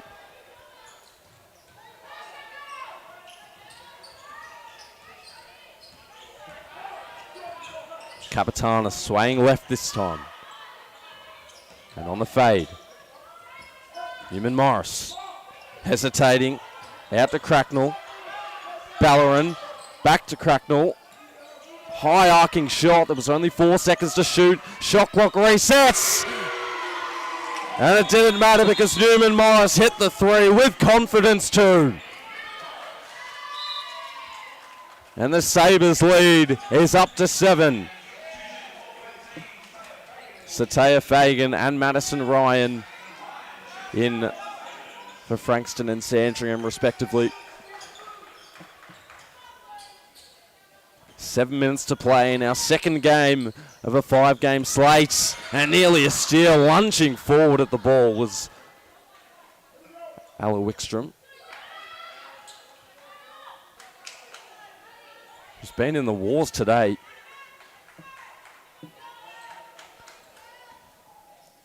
But up next we have the under-18 boys and the under-18 girls. And then to finish us off, we have the under-20 boys, where we'll see an international rivalry, Melbourne versus New Zealand. Another steal for the Sabres, Madison Ryan. Newman Morris has just hit her first 3 of the game. Back to Ryan, a deep one. Comes up short. Craven. Fagan. Pulling it back. Still over 6 minutes to play for the Blues. Fagan finds a way inside and converts. 6 points for Sataya Fagan. Newman Morris. Ryan had the step on her opponent. Didn't take complete use of it, and a blocking foul is called against the Blues.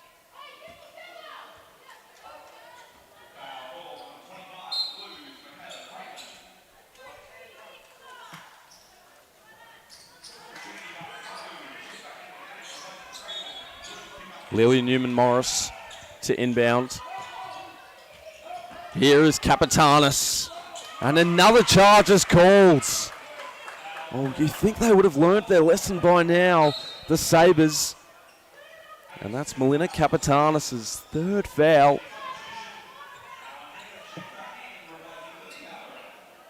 And in contrast to the first half, where the Blues we're up to 9 fouls with 5 minutes to play. It's the Sabres up to 8 in the second half. And a quick pull-up for the Blues. Alexander gets the rebound. It twirls around but can't drop. Here's Capitanis. Calling for it back.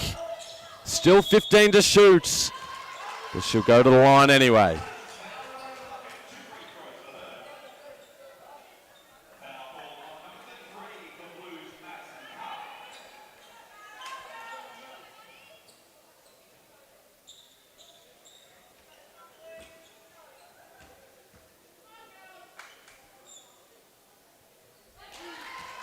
Six-point lead for the Sabres.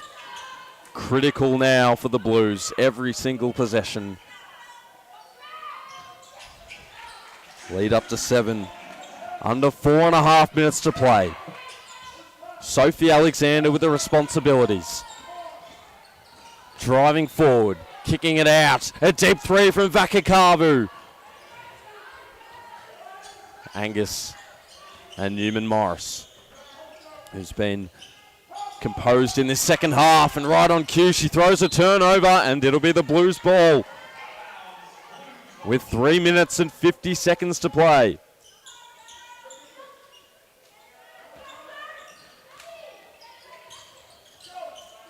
Akakavu had to launch it long, almost worked out. Can't be throwing turnovers at this point in time. Inside, it's Angus and Ryan on the end of it. 3.5 minutes to play. It's the Sabres with their largest lead of the game. Up to 9. Alexander shifting. Vakakavu probing and missing. Ryan roping in the rebound. A long pass from Capitanis. Angus in a one-on-one off to her teammates. Newman Morris just missed it. And a foul. It'll be Frankston's ball, and the clock stops at 3 minutes.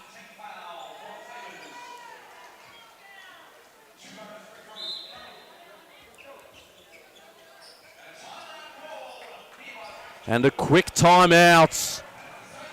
Frankston will regroup. They have 3 minutes to track down this 9-point deficit. Sandringham at the moment are well placed, although they are in the bonus. We'll take a quick break. It'll be a short time out, and then the final 3 minutes of the under-16 girls grand final in the Eltham Dandenong Junior Basketball Tournament. We'll be right back. It's the last game. Beautiful, thank you.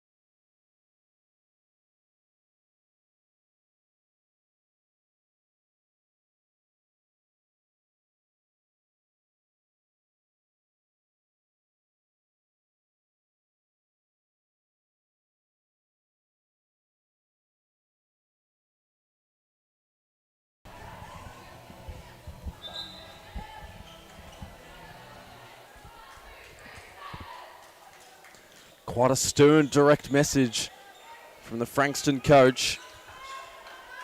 Just have to play as a team. And with 2 free throws, the lead could be 7 with 3 minutes to play. A collective hush around the stadium. And they'll let Madison Carr focus on her job right now.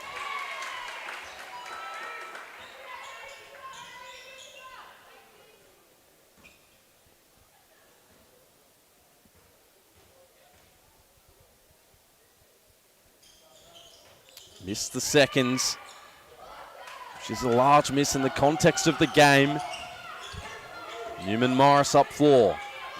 Alexander on the defensive end, and now hoisting up the 3 was Wickstrom. In and out, and now at ground level, sharking it out. And Wickstrom putting her body on the line as she has been doing all game.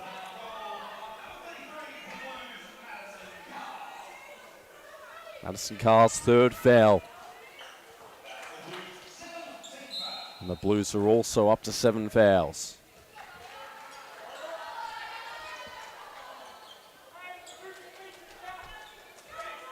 Ella Wickstrom fatigued but not giving up. 2 minutes and 40 seconds until a winner will be crowned.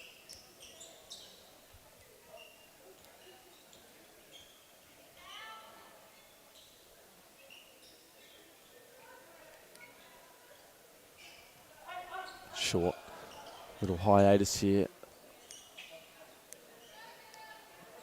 Possibly a spillage on the floor. Umpires just conversing, and now the cloth comes out.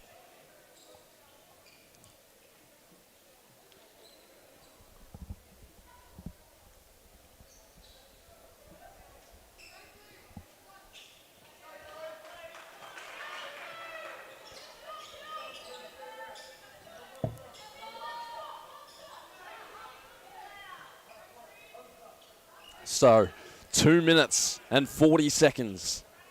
It's the Sabres ball with a full shot clock and an 8-point lead.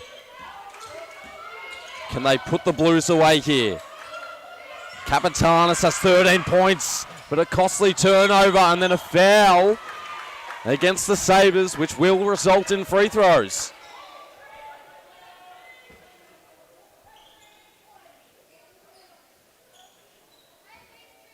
Have to be disciplined here, the Sabres. And we've seen a countless amount of loose ball plays which do result in fouls, hence why either side is up to 9 and 7 fouls as the first free throw is missed. Trinity Vakakavu searching for her 3rd point. 7-point game. Wickstrom handled it responsibly in the end. Newman Morris. Capitanis. Rummaging for anyone. Now Wickstrom. Ryan in the post. Floating it up. Off the other side of the rim. Alexander called for a double dribble. Because her teammate Vakakavu stood right in her way. Miscommunication. 2 minutes and 12 seconds. Newman Morris. A full shot clock and she still put it up! And the largest lead of the game. For the Sabres, it's up to 10. Atkin. Quickly downhill. Fagan. Didn't drop and Ryan will hold it out. Under 2 minutes to play. Newman Morris. Fagan will press up. She'll dish it over to Ryan. And now inside. It could be the dagger. Madeline Angus. 4 points to her name. Fagan down the other end. Able to score.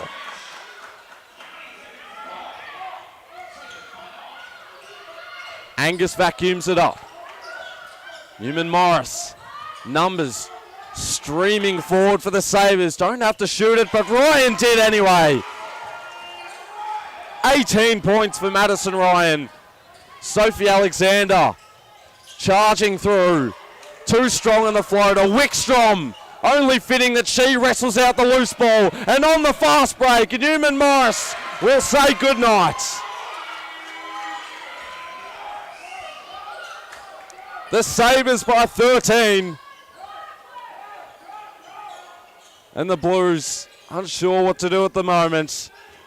Fagan, one last drive. It's an acrobatic finish. And now will they hold it? Angus went all the way. And drew the foul with 34 seconds left.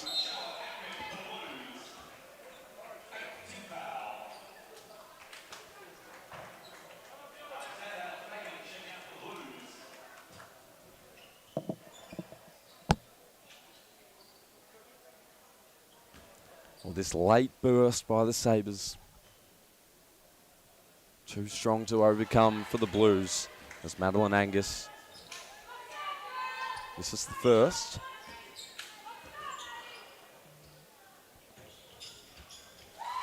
Converts the second. One last possession for the Blues.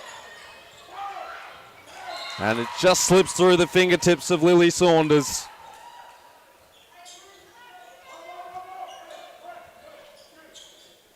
And the under-18 boys who are up next. Just about ready, a big clash. Capitanis, the clock hasn't restarted. And we'll have a quick inbound. 25 seconds left. Sandringham's coach still in full voice. They can relax after this last possession as Newman Morris is fouled. Vakakavu takes it.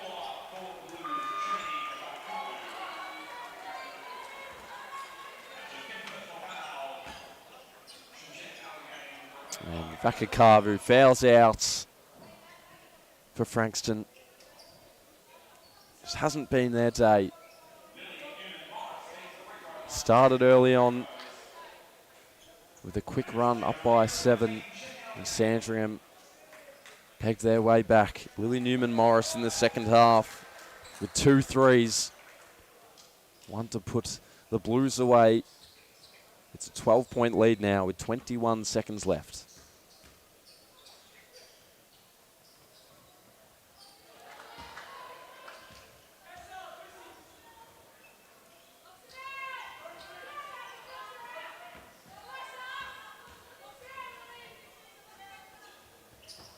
Taking their tally to 50. Bainch in the closing seconds. Saunders over to Craven. And now Carr. Saunders will hurl a deep 3. It won't fall. And that will do it. The siren sounds. And the Sandringham Sabres are the champions for the under-16 girls. What a late run it was. Melina Capitanis in the first half. Madison Ryan for the whole game, and Lily Newman-Morris, the sharpshooter, in the second half, able to get them over the line. The Sandringham Sabres 50, the Frankston Blues are 37 in our second game of a 5-game slate. Stay with us because up next it's the under-18 boys.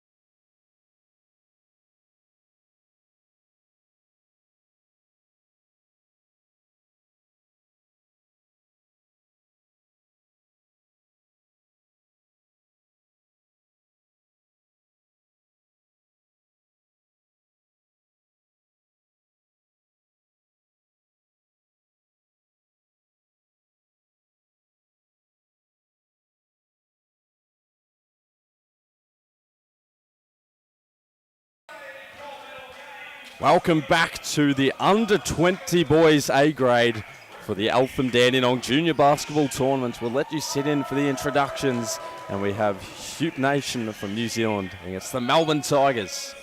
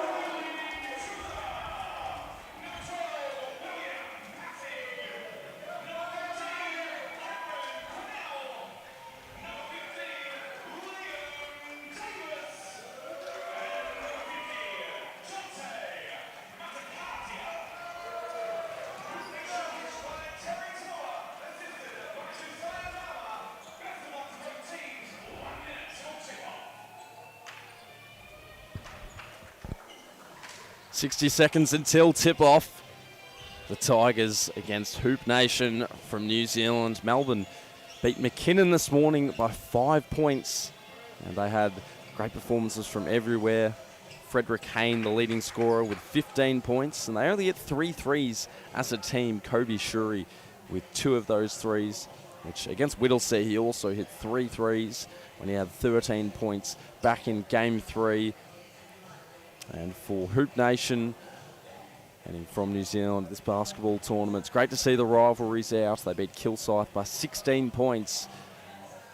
And their leading scorer was Riley Tuta with 14, and then 3 scorers of 10 points. Caleb Tanoa, Luca V, and Cameron Quinnell. This will be high-quality basketball. Might even be able to see her through a few dunks today as the siren sounds for tip-off. And we are ready. Still have the under-18 boys and the under-18 girls to play. But right now it will be the under-20 boys.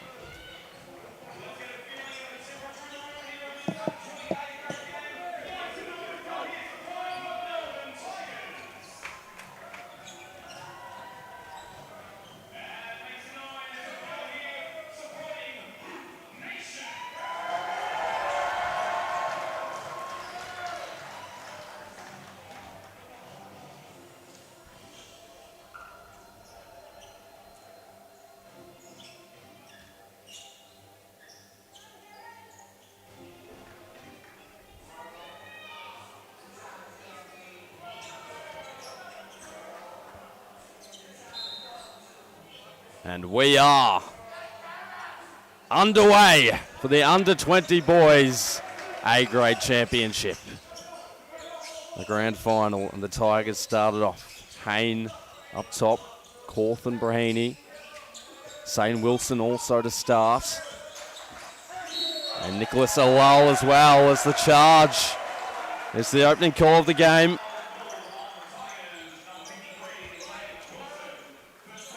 Against Wilson Amos.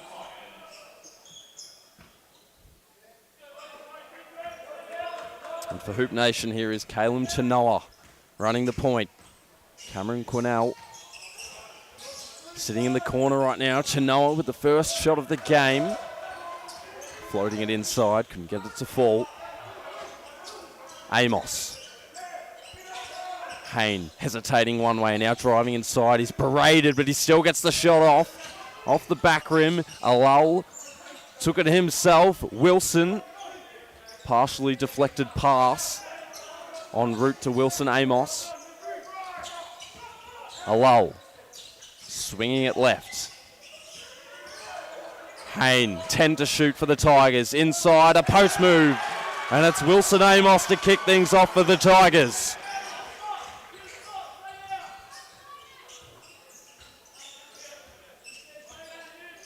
Tanoa, and on the wraparound, it's Luca V taking it to the line this time. He'll have 2 shots. Foul against Frederick Hayne.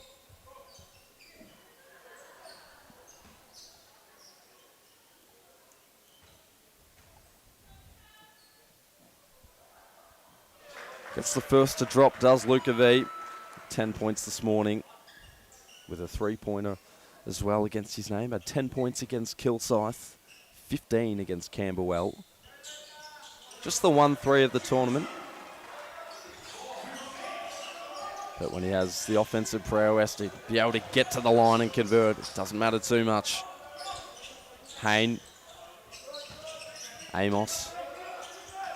Cut inside was missed. It was Amos who would have been on the receiving end of it. Now Wilson shifting his way through the paint. Scoring his first basket.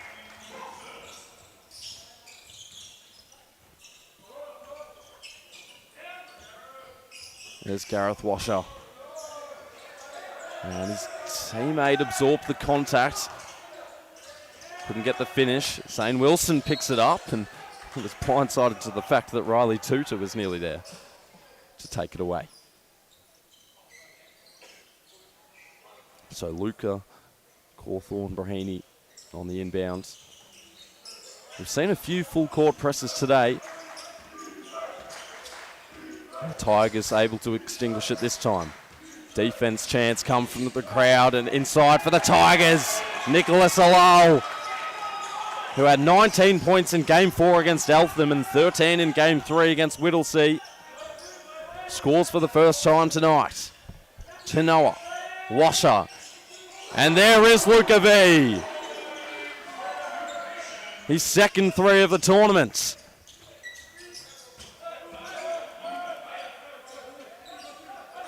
All 5 points coming from Luca V.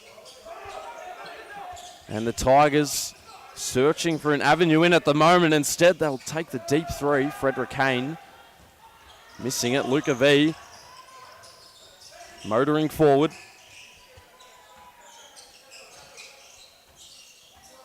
Tanoa on the back pedal. Takes the screen. Whips it out. Quinnell for 3.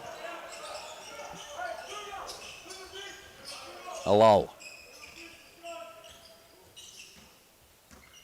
Just over 15 to play in the opening half. That's a dime inside and a foul. And Wilson Amos will go to the line. How's the slick pass from Nicholas Alol?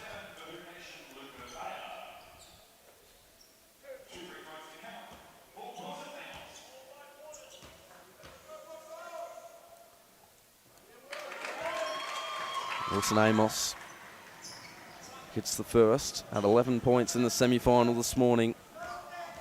That's 16 against Dandenong earlier on in the tournament and 20 against Keilor. Averaging just under 15 points per game this tournament. Tanoa. V with a pirouette. Darting inside. Couldn't finish. And now down the floor. Able to take it away is Tuta. Tanoa. The other end slipping to ground. And he coughs it up. And fortunately, he's back up on his feet in an instant.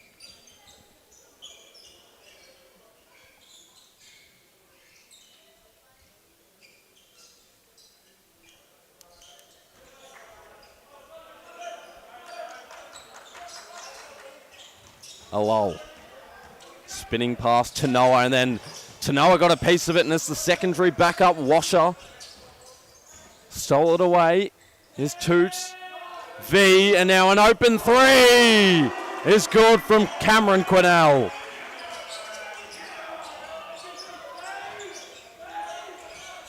Hayne has a tight ball handle and caught up in it. Wilson Amos, but the foul against Luca V.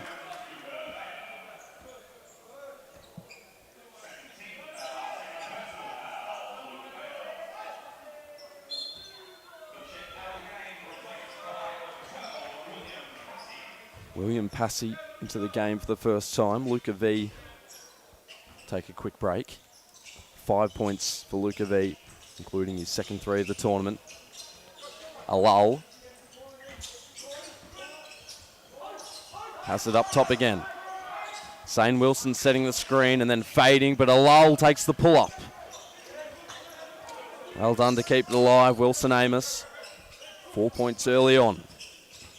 Hayne drives right, baseline, and the foul against Riley Tutor.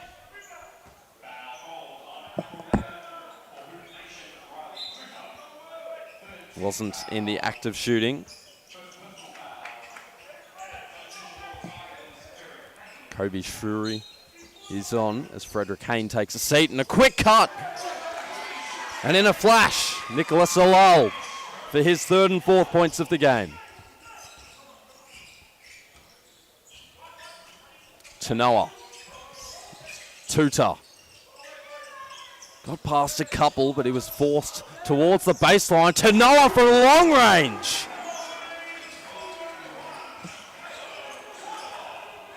And the lead now for Hoop Nation. Hawthorne Brahini hasn't seen too much of it. A lull. Wilson poked away. Off the bench. Here is Passy. Right to the hole, but he missed a gimme. And Hawthorne Brahini takes it. Amos. Wrap around behind the back on Tanoa. And in the corner. Lucky roll in every part of the rim and then bounced out for Shuri. But Amos was there on the offensive end. Able to rebound and put it back in. Quinnell. Now Tanoa, tempted by the three. And Tudor will take the three.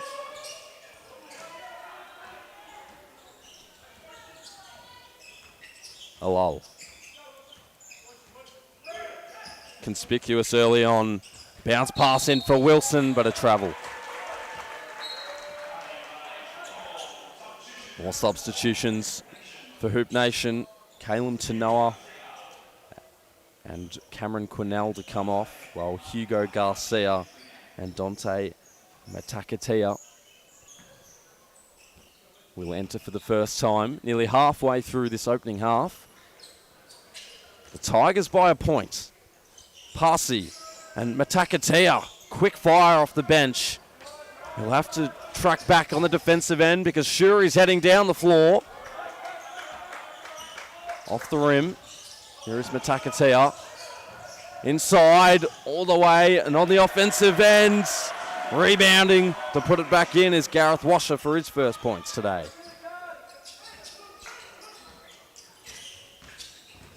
Hawthorne Brahini. A lull. He faked it out and now he pulls up on the baseline. A little too strong. Tutor slithering through. Couldn't get it to fall. And Wilson ricocheted off his legs multiple times, but the Tigers still come away with it. Washer blindsided to the ball, but he nearly stole it away. Bounce pass a little too slick for Hawthorne Brahini. And Wilson out of his grasp, but it'll stay with the Tigers.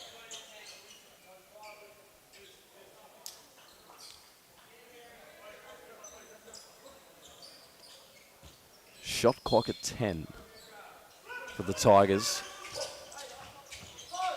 Struggling to get it in, and now Shuri at the elbow. Spun away, lost control.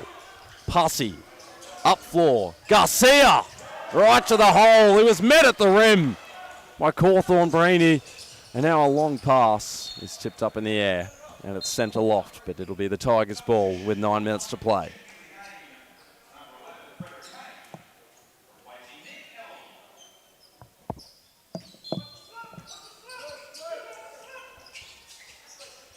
Hayne up top, Shuri. In and out. Passy downhill. Tutor directing Matakatea on his way to Garcia, who's spinning inside, popping it up, back rim. Hawthorne Breeny with the rebound, and Frederick Hayne gives it off.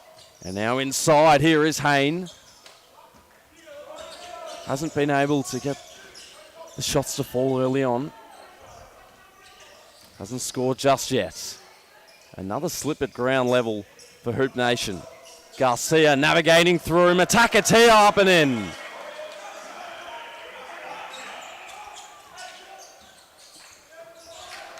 It's a hot contest early as Matakatea off the bench with some impactful minutes. Caleb Tanoa comes back in for Riley Tuta.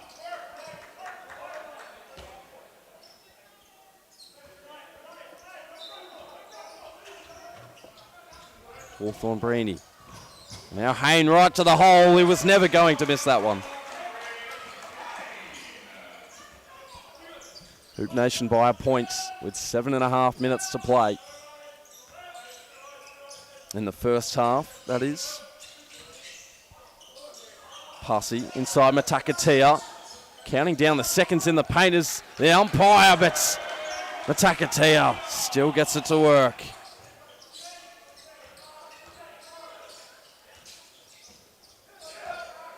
Hawthorne Breeny. Matakatea stands his ground on defense.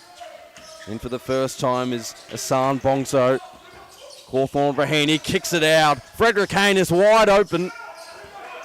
Misses it. Garcia, he's got the sprinting pass. He Euro steps his way to the hole and shows how he did it. An instant replay from himself. And on the other end, it's a little laid back on defense, and Wilson Amos scores. Have to be prepared on the defensive end. Fast-paced basketball. Tanoa up top. Matakatea. Taking it away. It was a menacing steal from Bongso.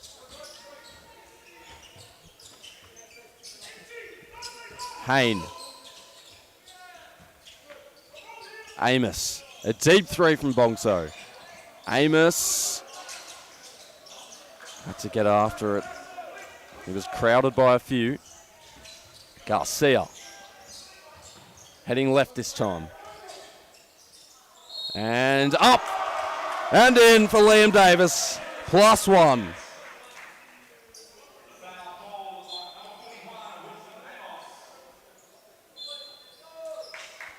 Foul on Wilson Amos. It's his second personal. And what a start to the under-20 A-grade grand final we have here. And it's the boys from New Zealand taking it up to the Melbourne Tigers. A 5-point lead with just under 6 minutes to play. Right after this timeout, we'll go through the leading scorers. But how about Luca V to start and then Dante Matakatea for the leading side at the moment. Taking control. Be right back with you.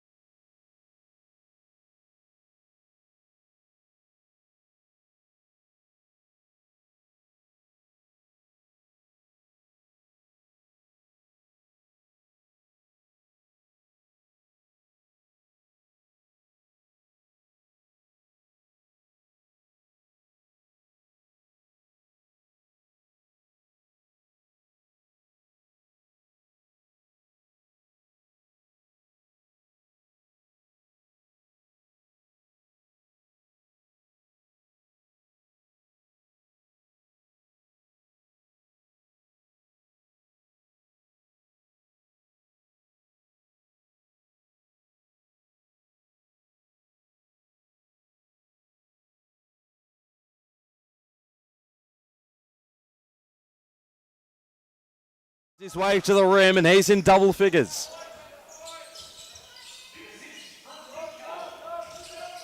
Tanoa fell down to ground again. Regained his feet. He'll put a series of moves on his defender. Diamond inside, and Luca V pushes it home, and on the fast break, Bongso missed the layup. Strong defense in the end, I guess you could say. That push-up shot by Davis won't fall.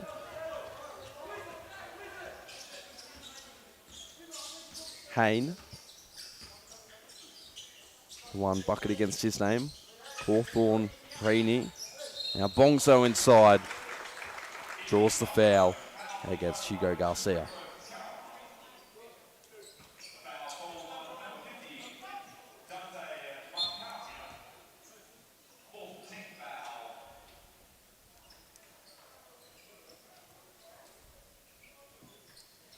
So, San Bongso to the line. Had 18 points in back-to-back games against Whittlesea and Eltham in their third and fourth games. Scoreless to start against Keilor, but then ever since then he's scored above 4 points each time. 6 points against McKinnon in the semi-final. He's averaging just under 9. And he's on the board now for the first time in this contest. Tanoa. Tuta. And here is Bongso. Now we spoke of just a second ago. Off to the leading scorer for the Tigers, Amos. And taking it away to good effect is Nicholas Alol. He forces the turnover.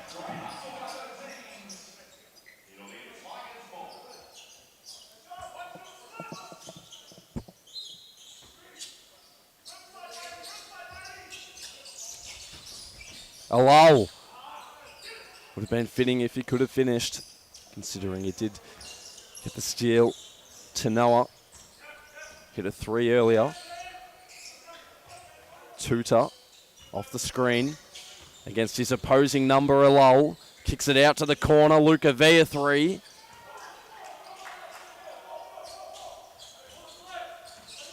Alol. Amos with 10 points. Backing down, Liam Davis.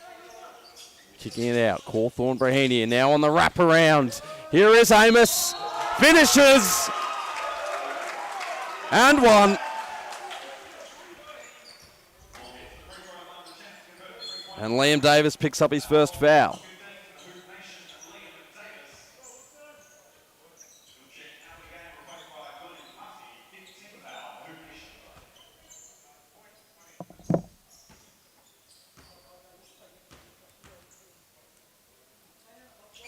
"13 points against his name, Wilson Amos.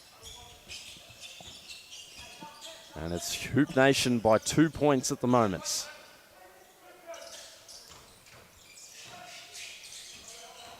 Passy slicing inside. Luca V. He'll do similar and draw the foul.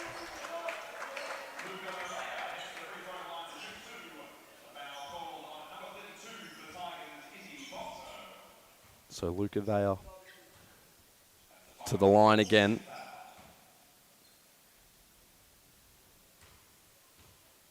Just under 2 minutes in the half. Friendly roll on the first one.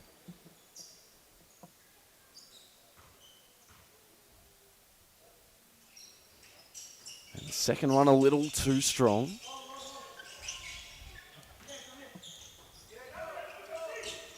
Here's a lull. Inside. On the reverse. Lost the handle. In fact, it was Hayne. Tuta. Off to Passy. Inside. Vea. Oh. Heavy collision. And the foul will evidently be on Nicholas Alol.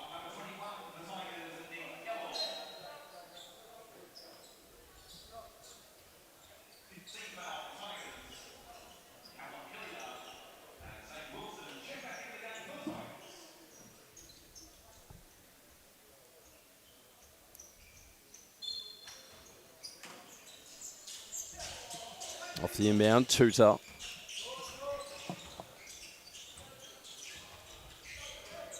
Tanoa calls for the screen. And he's still playing isolation ball. Found a way to maneuver inside. Missed the layup. Here's Bongzo. Off to Wilson. And out to Alal, who fires. Tanoa now. A one-man fast break. You can't stop him.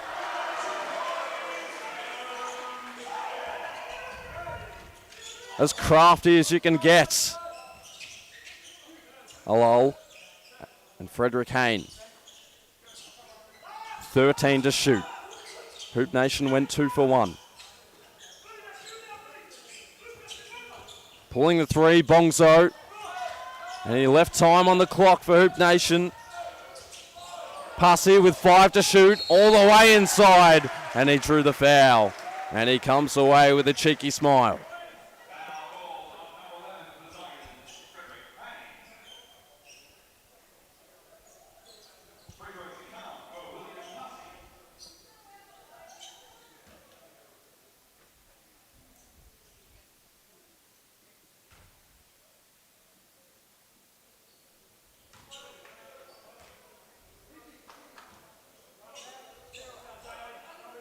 Averaging 4 points per game this tournament. It's William Pussy. With a high of 13 against Keylor. 3 seconds to play. Clock will stop at 2.5, and it will be the Tigers' ball.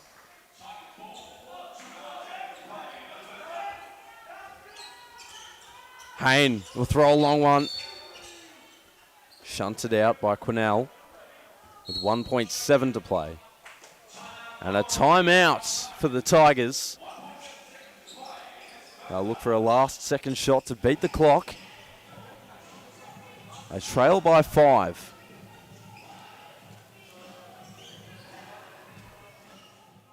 The way Sal reversing it in and a foul. Who has 13. Nicholas Alal with 4 as the next highest scorer for Melbourne. And Hoop Nation, scorers everywhere you look. Luke Avea with 8. Had 5 in the opening minute and a half. And Caleb Tanoa with 5. Dante Matakati with 4 against his name. So 1.7 seconds left, which doesn't seem like an abundant amount of time. But if you can catch, you can dribble away, you can get a quick shot off. Who knows what can happen.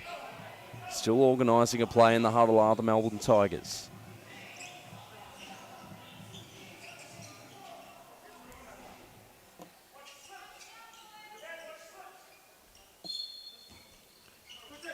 Bongso to inbounds. And coming up to launch a deep one is Kobe Shrewy. Nearly hit the roof! And it drops in! What a way to finish off the first half!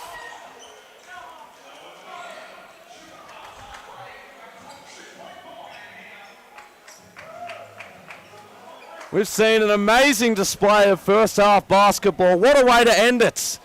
It's Hoop Nation 27 and the Melbourne Tigers 25, a 2-point game at halftime.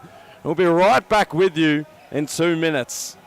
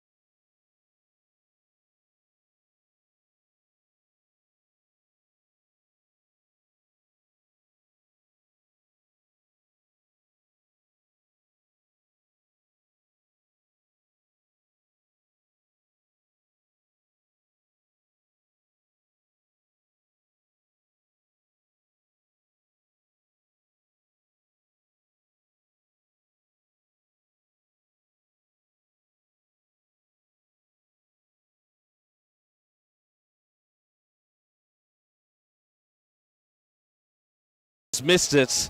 Kobe Shuri tossed up a prayer and it fell straight in from nearly half court, but the boys from New Zealand still hold a 2-point lead.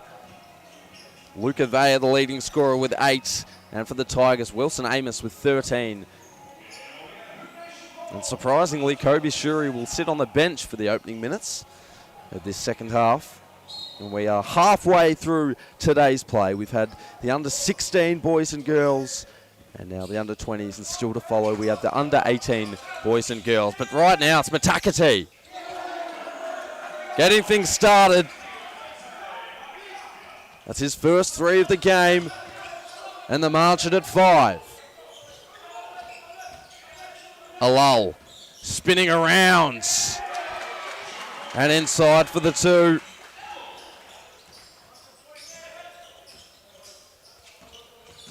Matakati, Passy, passing it off to Tuta. Similar approach, they just missed the floater. Wilson, Hayne, pulls back. Alol, pass inside, a little too strong from Cawthorne Breeny. Matakati, drive baseline, pull back, head back inside. And now on the other side, a corner 3 from Quinnell falls.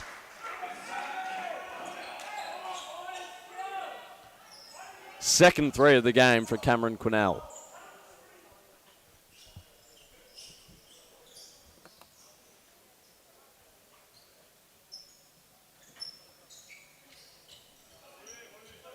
Have to stop the perimeter if you're the Tigers, because that's where the threat has come from in the last 5 game minutes for Hoop Nation. Hayne, Alol, carefully nursing the ball. Hawthorne Breeny, Alol again. Brilliant help defense from Hoop Nation right now. And now the 3 from Hayne. He had the space, but he didn't drop it. To Noah. 18 minutes to play in the championship. To Noah going left. Taken away by Alol. And now Wilson. Hawthorne Breeny. Alol heading right. Cutting the margin to 4.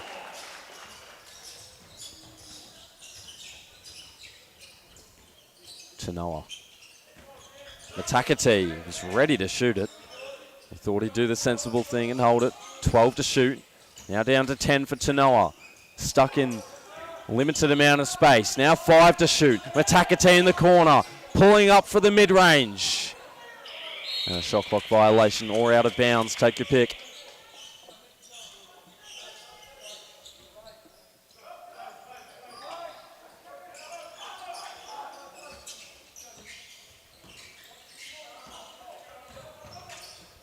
Alol with the left. Hayne, Alol swung around the baseline, ready to recollect it, and now Wilson on the fly!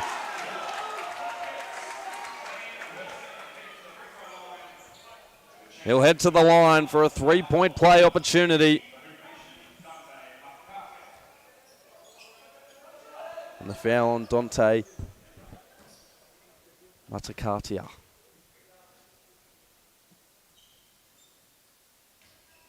Wilson converts the 3-point play. The margin at 1.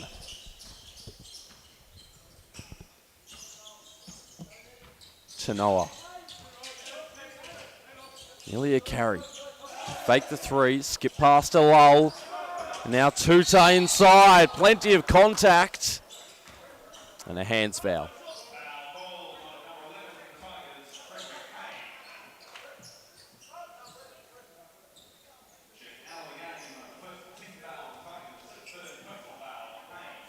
Luca Vea in for Hoop Nation. Don foul against Cawthorne Brahini.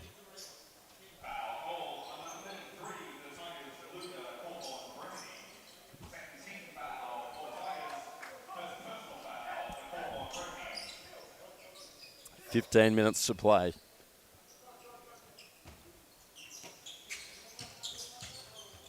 Vaya.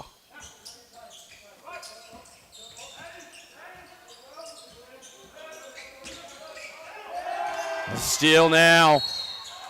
And a foul against Vaya. Wilson Amos.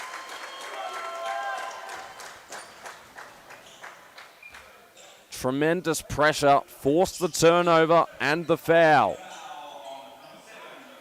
And Hoop Nation concede their third foul of the half. So Luca Vaya with 3 fouls to his name. And a sub to be made, Hugo Garcia for Luca Vaya.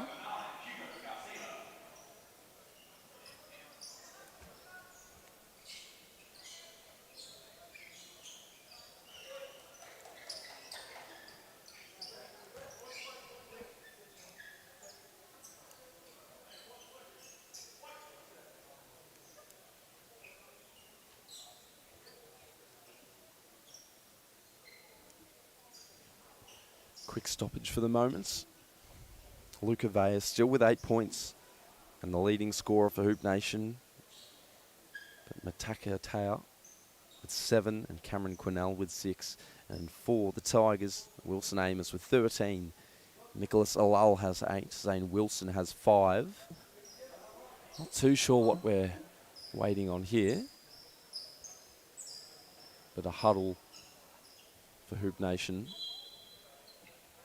And now the referees are ready to go.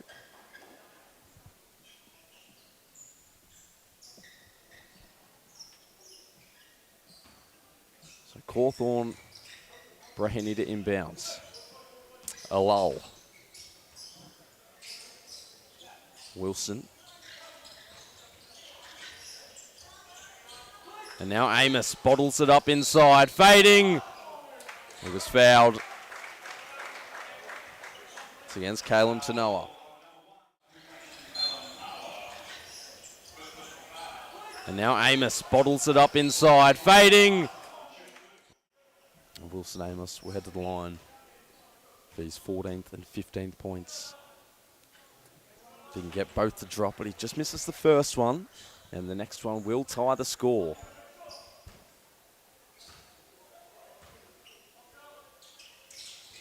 He misses both.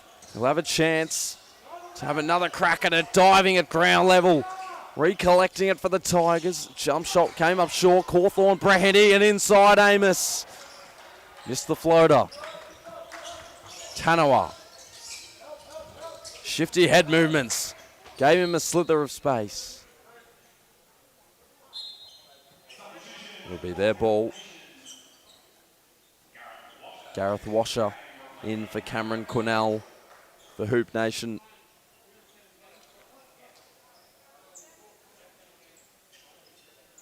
Hoop Nation by a single point at the moment. 12.5 minutes to play.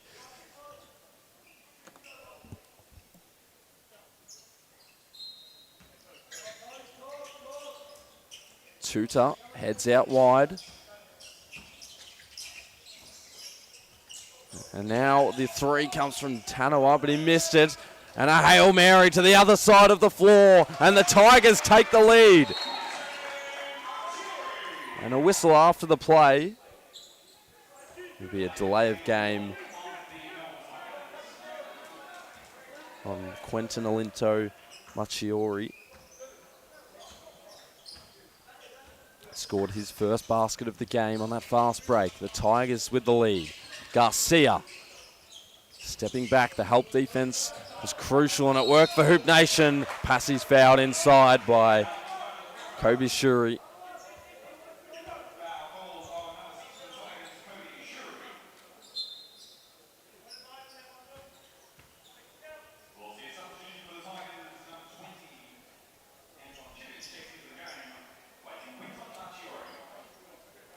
Quentin Marchiori comes out of the game. And Anton Chippen comes in as Passie ties the score.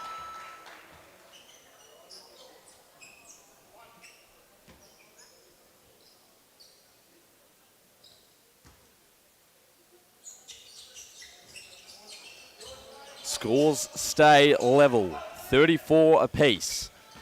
Over 10 minutes to play. Shuri, 3 points to his name, and what a basket it was, and now he has an assist to his name. Amos.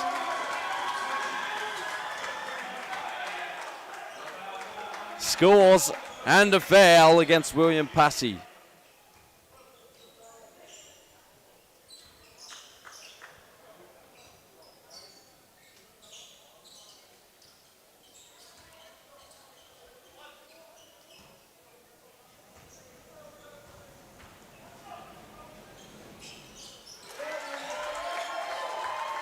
Individual brilliance from William Amos. He might have another chance here. Sure, he's throwing passes every angle you look.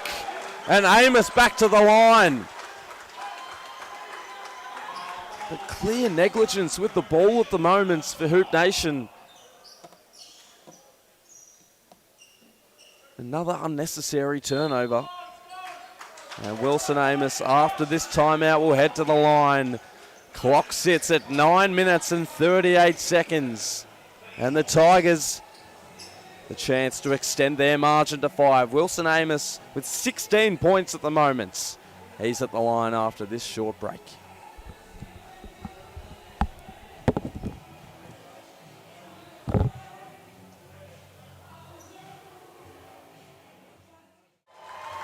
Individual brilliance from William Amos. He might have another chance here. Sure, he's throwing passes every angle.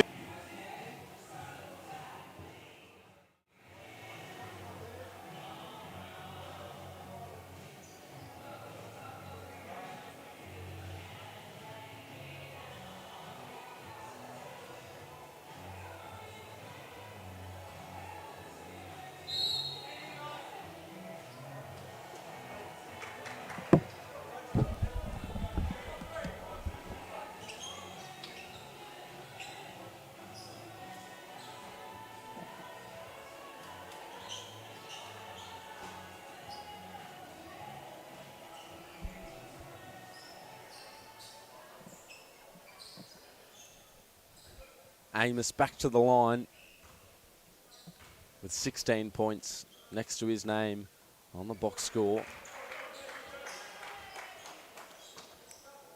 Misses the first.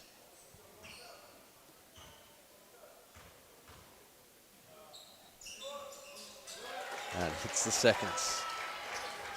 Had 20 points in the first game, 16 in the second, 15 in the third, and then 8 in the fourth. Did Wilson Amos. He's nearly up to that 20 mark at the moment. Tuta. Agility on display inside. And another and one. Opens his account.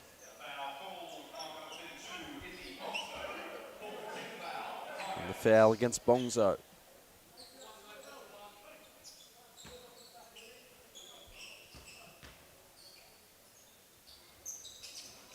Tuta completes the three-point play. Sure, he nearly stumbled as soon as he was given the ball.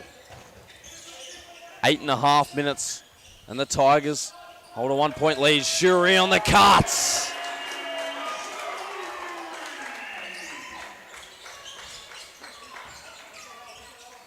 Tuta down the other end. Just scored his first basket of the game. V to tie the scores. Hawthorne Breheny handles the rebounds. Bongzo stepped out of bounds.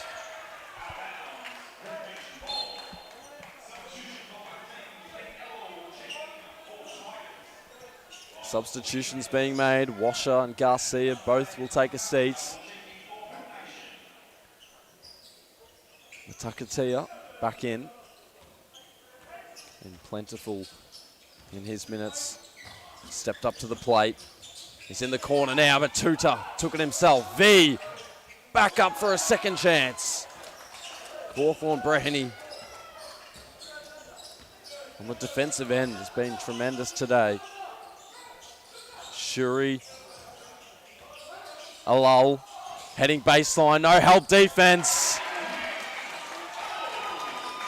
And he now has 10 points. The Tigers by 5. Matakatea. Resetting. Tanawa analysing the options. Decided the 3 was the best bet. In and outs. Amos can do a bit of everything. Shuri.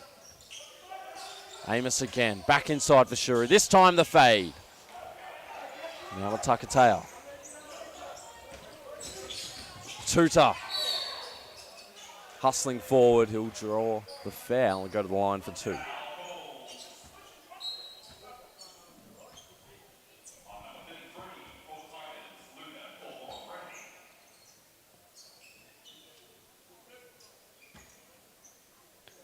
Riley Tuta to the line. 12 points against Camberwell in game 2. 4 points thus far today.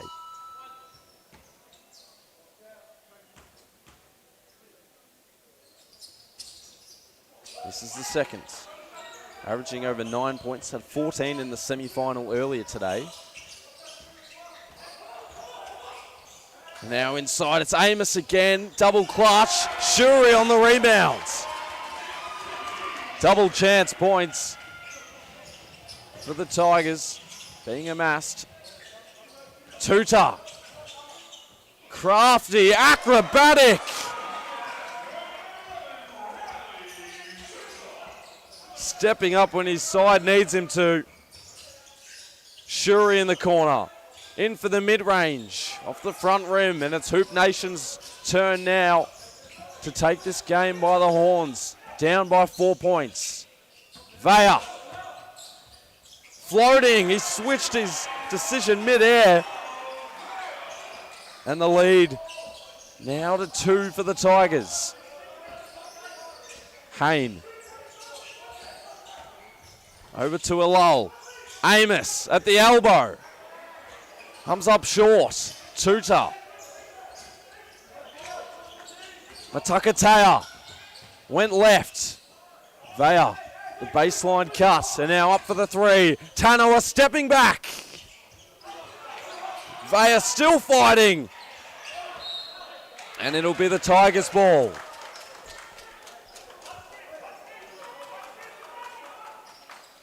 Four and a half minutes, and the Melbourne Tigers hold a 2-point lead.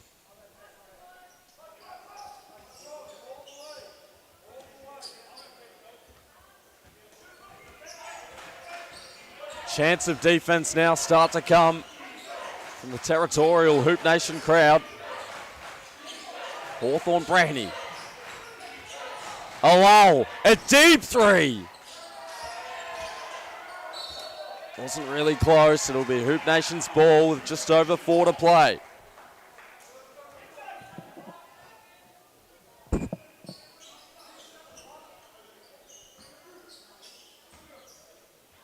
Tuta. Liam Davis back in for this final stretch. Bayer. And now a 3 to give Hoop Nation the lead, off by Matakatea. Shuri. A full shot clock in hand.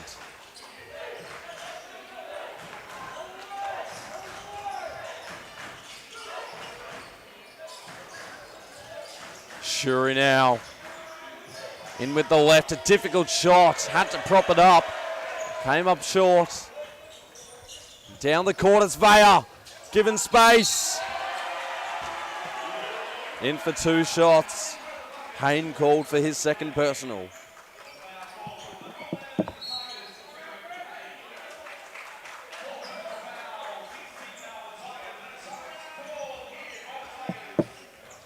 And a quick timeout. The Melbourne Tigers by 2 points in this contest. It's been back and forth for the entirety of the game, really. Luca Vale leading all scorers for Hoop Nation in double digits. And Wilson Amos still with 17 points.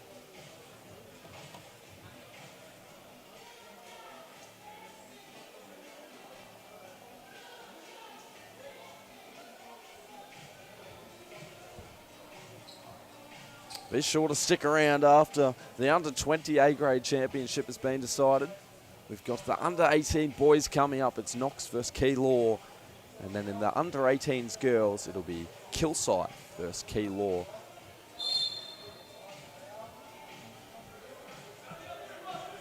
But right now, it's the Melbourne Tigers in a 2-point battle against Hoop Nation. From New Zealand, can the Kiwis upset the home crowd? Although it does really sound like Hoop Nation is the home crowd with the chants coming from their sector of the crowd. Luke Avea stepping up to the line.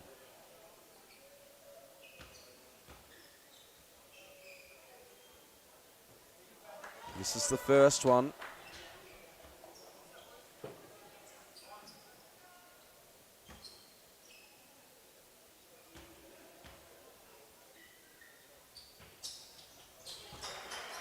Does hit the seconds. It's a 1-point ball game. A lull. Crossing halfway.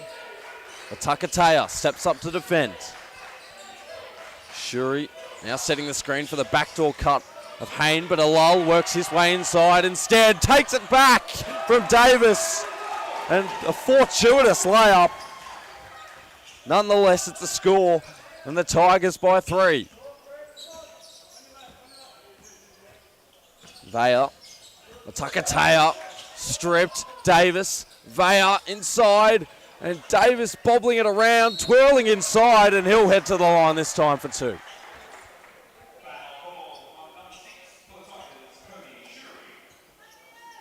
Shuri collects his second personal foul.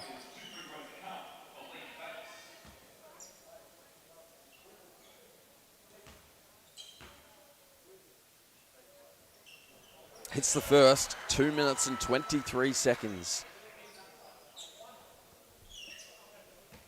And he can close the gap to 1.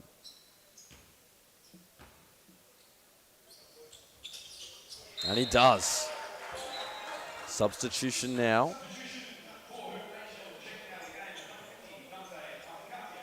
Dante Makatia out and Hugo Garcia in for Hoop Nation.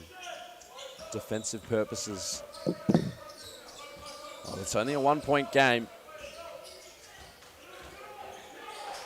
Shot clock is now halved, and it'll be the Tigers' ball.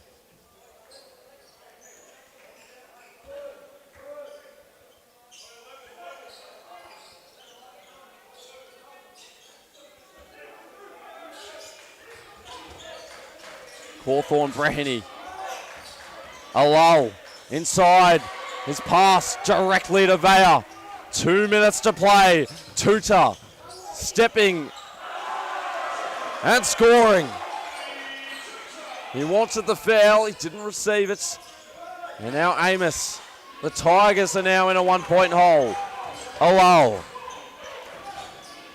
Intensity has increased rapidly. Amos. Payne. Hawthorne Breheny. And now a 3 from Shruti. Would have been a timely 3. Amos ropes the rebound back in for the Tigers. 1 minute and 25. 14 on the shot clock. A lull. Amos has been amazing all day. Hawthorne Breheny now with 6 to shoot. The foul. And it'll be 2 shots. Hoop Nation playing for it to be on the ground. But the refs maintain their decision. This will be clutch free throws coming up. Luca Hawthorne Breheny has not scored yet in this game. Has now tied ball game with 1 minute and 12 seconds to play.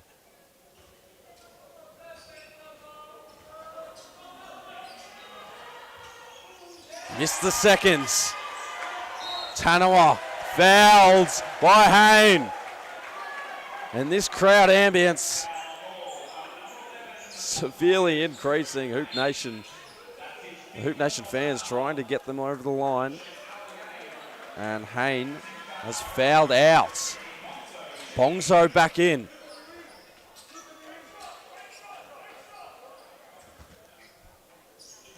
Caleb Tanawa.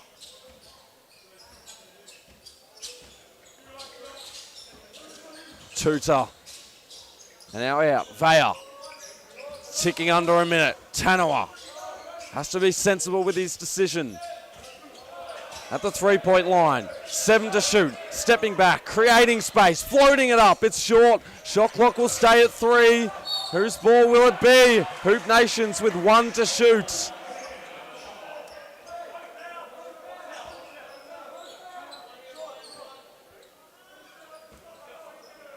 The next foul for the Tigers puts Hoop Nation at the line. 1 second to shoot. Vaya, turnaround. Didn't hit the rim. Shot clock violation, although the refs didn't call it. Do they go 2 for 1? Or can they hold the ball and then get a better shot than the previous possession? Shuri, 2 for 1 would be now. Bongso inside with the left. Got it! 26 seconds to play. And she's a dangerous pass from Tanoa. Tuta calling for it back. 15 seconds to play. Swinging to the outer side. Vaya thrusts himself at it. Tanoa with 8 to shoot. With 6 to shoot. Inside, floating for the tie. It's short in the corner. Tuta has to put it up. Misses. That'll do it. The Melbourne Tigers are victorious in the under-20 boys A-grade championship. 2 for 1. What a match! You wanted quality basketball. You got it. And the Melbourne Tigers claim their throne today.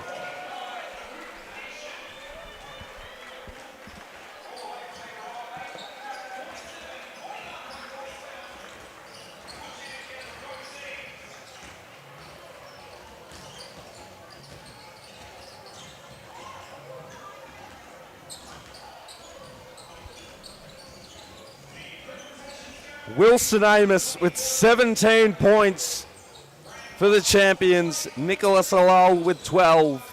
And Kobe Shuri's 3 at the end of the first half was the difference of 3 points. It would have been a completely different ball game had he not hit it. And plaudits to Hoop Nation. 11 points from Luca Vea. Dante Matakatea had 7. But it's the Melbourne Tigers in a 2-point ball game who are the winners. Stay with us, because up next it's the under-18 girls A-grade championship, and it's Keilor versus Kilsyth.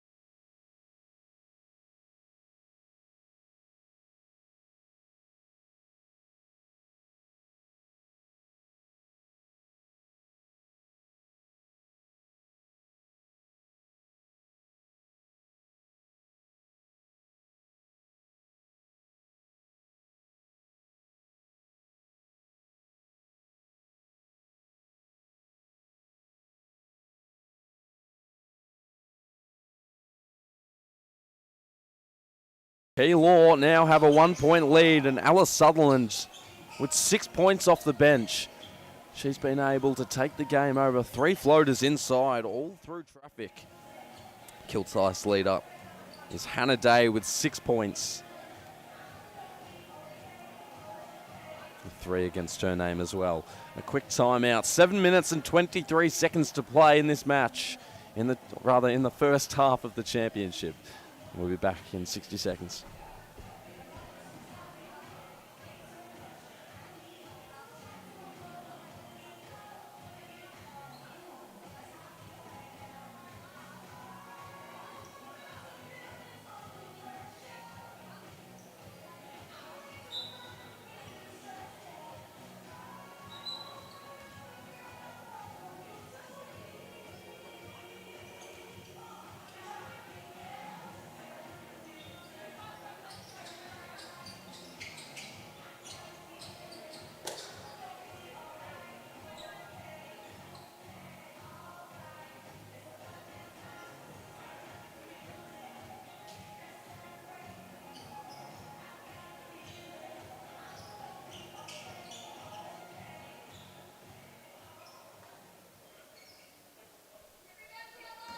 Hannah Day back to the free throw line. There she finishes the end-run opportunity.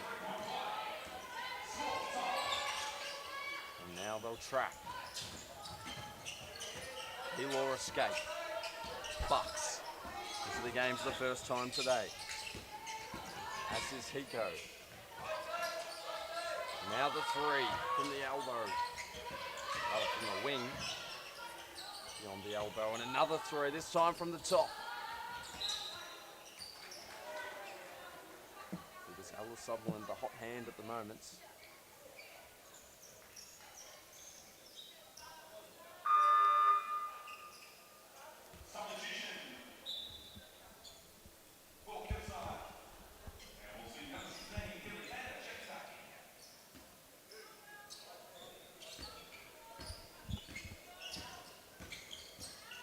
McBean ran into the wall that Keilor created. Tasha Holly also in. Fander gazing ahead, takes it right, and a foul called on Hayley Courts.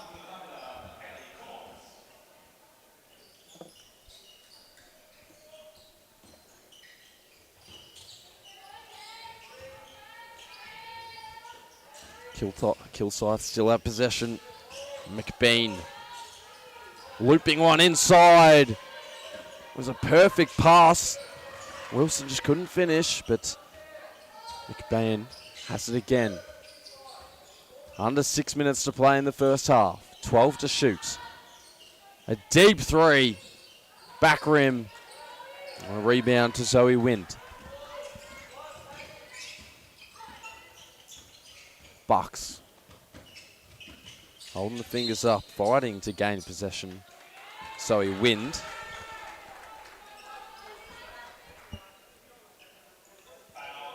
Katie Wilson's called the foul.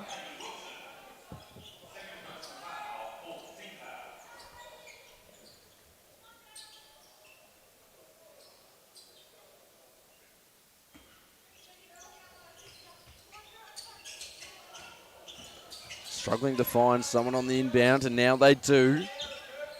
Hiko working her way inside. Strong defense from Amol, and McBean likewise.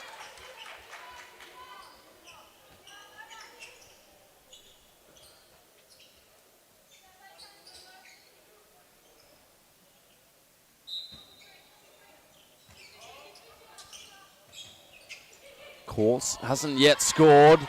And a miss underneath from Hiko, but she draws the foul on the second attempt.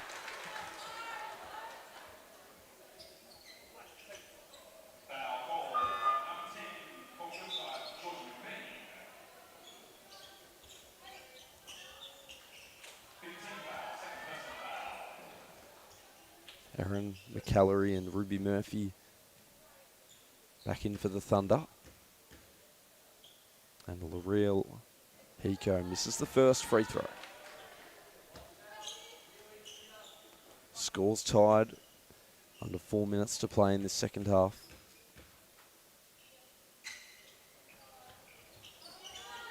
This is both a Mole. Rakes in the rebound.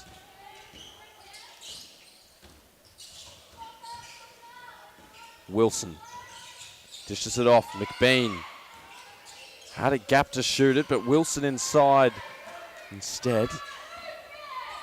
Missed it. Murphy the other way.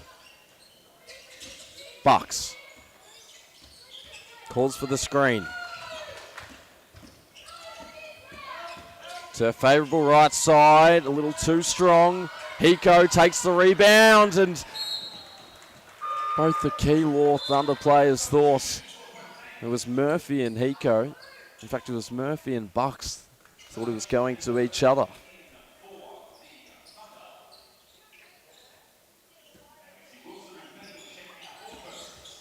Day leads all scorers, as does Alice Sutherland. Here is Hannah Day, backing down, but her opponent didn't back down. Ryan Bader, Fander, Mendoza, ominous defense, altered the shot. Murphy, Mendoza, McCallery, Pico. 6 to shoot for Mendoza with the left. And another board, this time by Savage. Ruby Murphy macheting her way through. As is Savage, now in the corner with 13 to shoot. Mendoza, Ruby Murphy from the elbow. Didn't hit rim, so the shot clock stays, but the other way, it's Holly. Closely defended by Savage, and inside, a Mole missed an open layup. It was a good look. Savage with the left. Ryan Bader cleans it up. A couple of seconds to get it over the halfway line. Day back to Ryan Bader.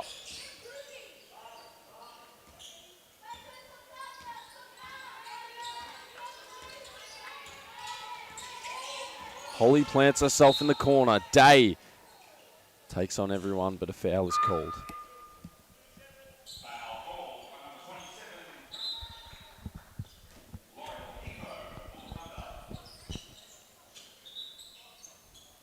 .7 seconds in this first half. Scores tied at 13. Can't break the deadlock in the last few minutes either side. Tapped away, and there was a gaping hole for Day, but she couldn't take it. Mendoza inside, and fouled as Meg Lucas to the line.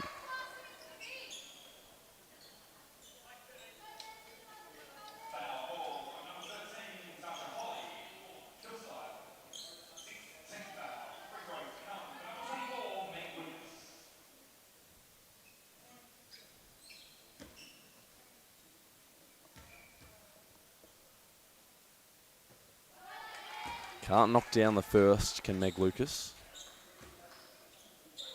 She had 12 points today earlier in the semi-final, her highest tally for the tournaments. And there's her first point in this one.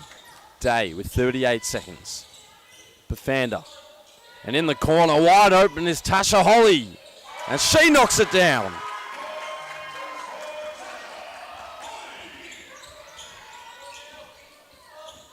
Mendoza, 20 seconds. Kilsyth went 2 for 1. 3 off the mark from McCallery, and it will be the Cobras ball with 13.9 to play in this first half.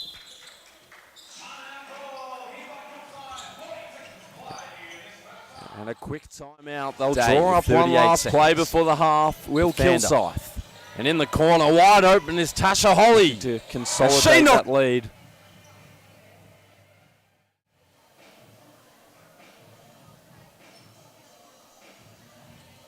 Hannah Day and Alice Sutherland leading the scorers for Kilsyth and Keilor respectively.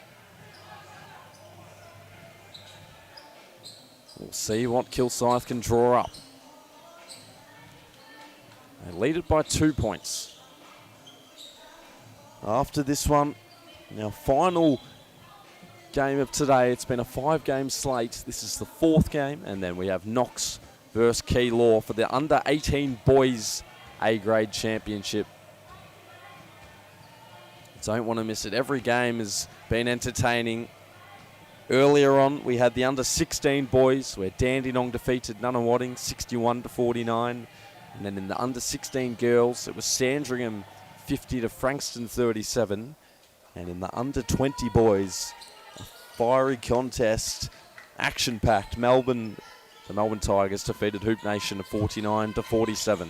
13 seconds left and a steal off the inbound. Mendoza inside, and on the second opportunity they miss as well. 6 seconds to play. 5, they have to get it down the floor. It will be a full court heave. The shot from Ryan Baden off the mark. It wouldn't have counted anyway. And into the main break. It is Kilsyth with a 2-point lead over the Keilor Thunder. Hannah Day and Alice Sutherland, the leading scorers for either side. We'll take a quick 2-minute break and we'll be right back with you for the second half.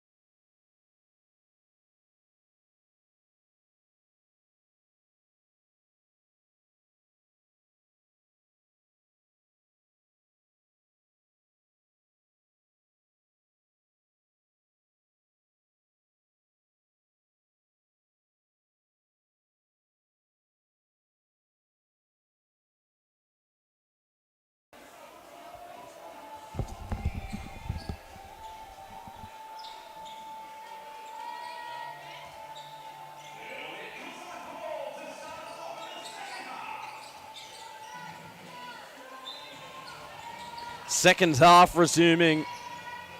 Georgia McBain with ball in hand. Hannah Day leading all scorers. Wilson with a shifty move inside to open the second half for Kilsyth. The margin now is 4 points. Mendoza up top. Peterson. The Euro stepped her way to the cup and she'll go to the line for 2.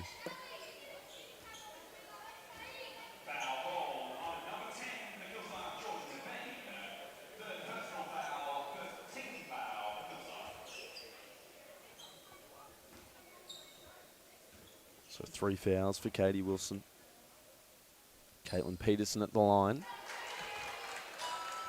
Sinks the first.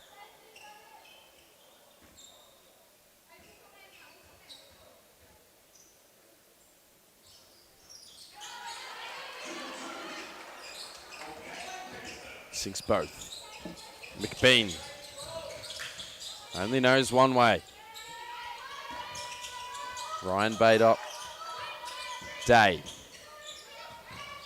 Ryan Bader. Mets by McCallery, who now has it in hands. Through the defense, back out, Savich. Mendoza, quick slip pass inside. Lucas just missed it.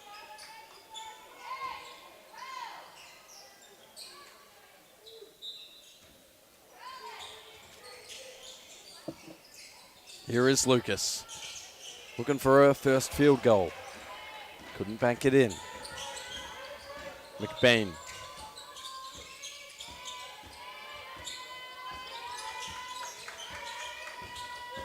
Has Katie Wilson in close proximity. Instead, it's Day on the other side. With the jump shots, hit the top of the rim, back down. Day again. And it will be Kilsyth's ball.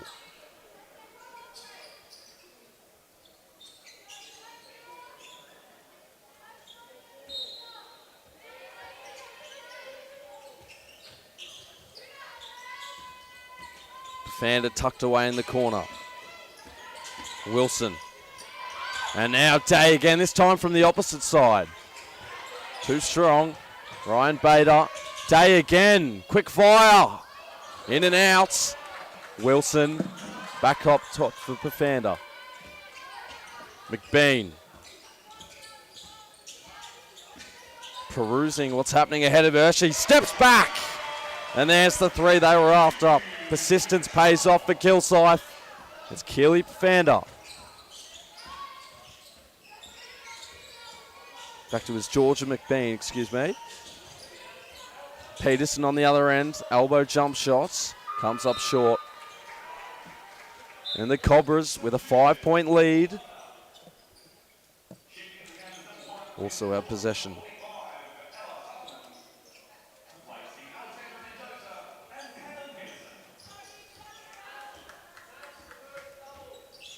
Georgia McBean.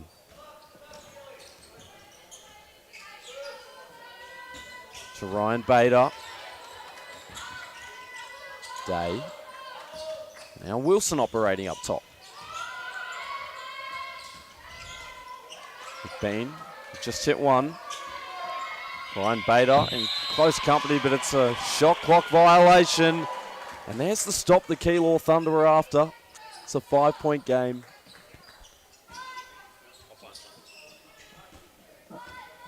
The Thunder trailing by 5. Sutherland leading her side in scoring today. And that is super defense from Keely Pafander, who was able to stop the offense rather. Turn it over. Georgia McBean. With the lefty this time.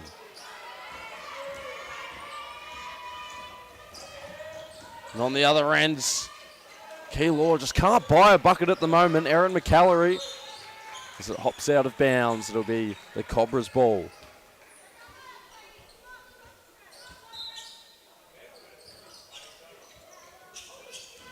Ryan Bader and Georgia McBean working in tandem here on the defensive end. Hayley Courts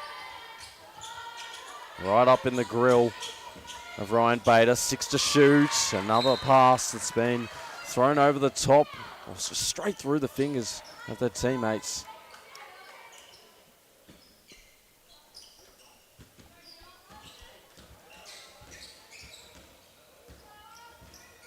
Sutherland.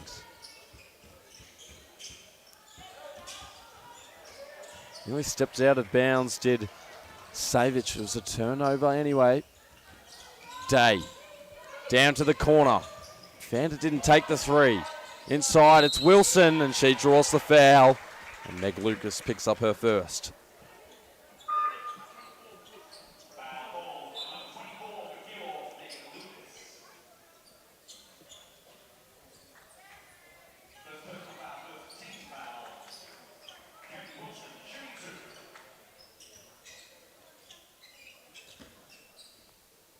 Katie Wilson, been in double figures once this tournament against Boleyn.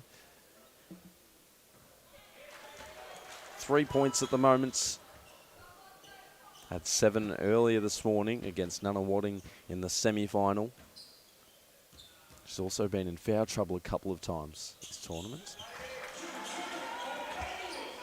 She has 3 at the moment.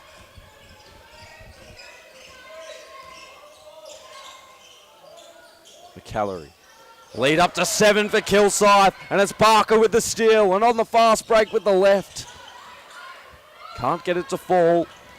On the other end, McCallery. Leonard fell right down the ground, and Savage sinks the much-needed 3 for Keilor. Leonard, and another steal, this time McCallery. All the way to the rim.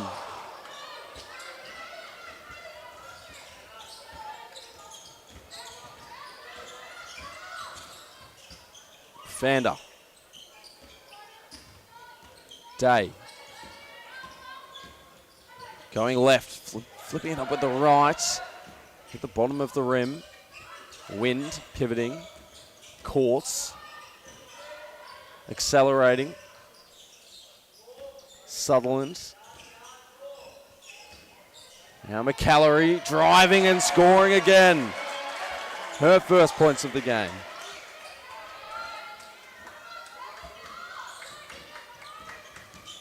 Wilson, now Barker to the corner. It'll be out of bounds.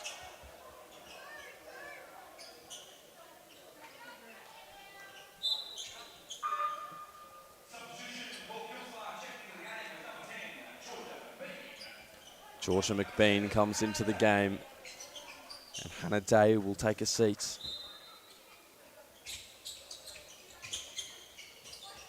Wilson. Barker, tipped on the pass inside to Leonard, up with the left, fouled, and one.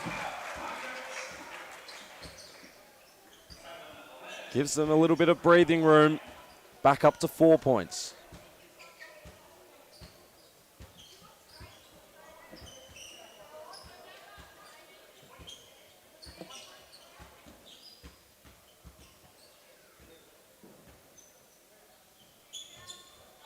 Converts the three-point play, does Taylor Leonard.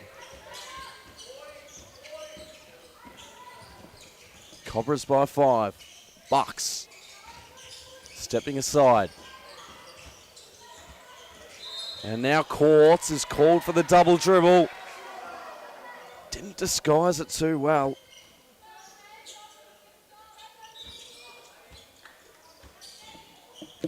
McBean. Leonard.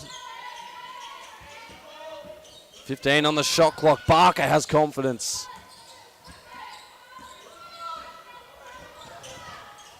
Bucks. Driving right. McCallery looking for some separation. She gets it. And up with the right! Sneakily putting it home.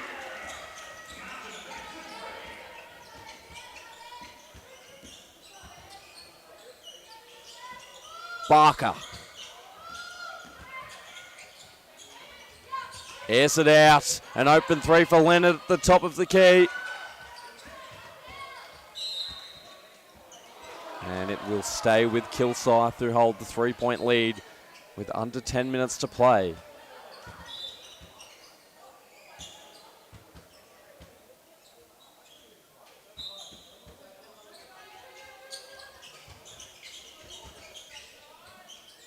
Wilson.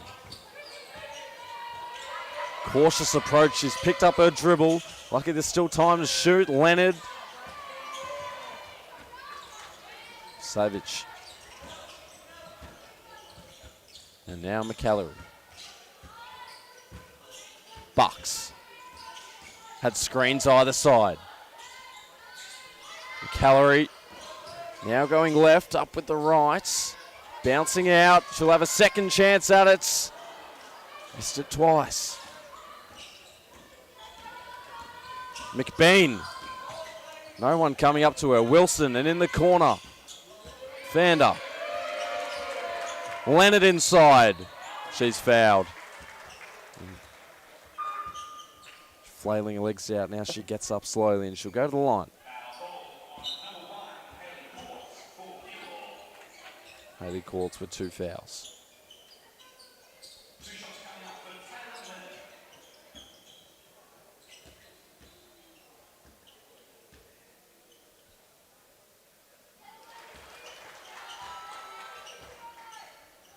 Hitting the first.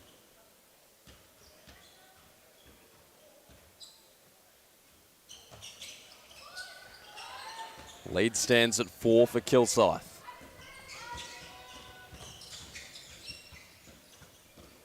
Bucks. Threw it away, but Fander couldn't quite secure and gather.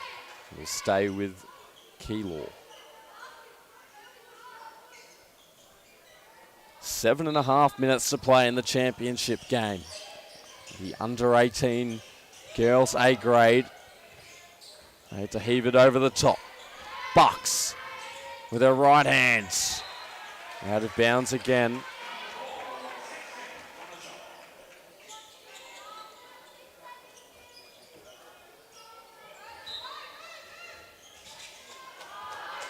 Courts with 3 to shoot, and now in the corner, an open look for Wind. Off the rim. Shot clock resets.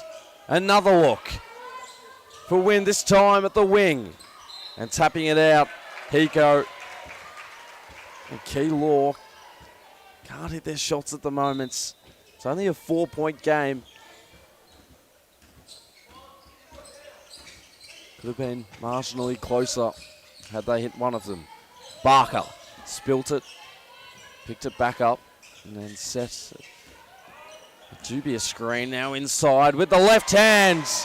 Getting it to fall is Georgia McBean.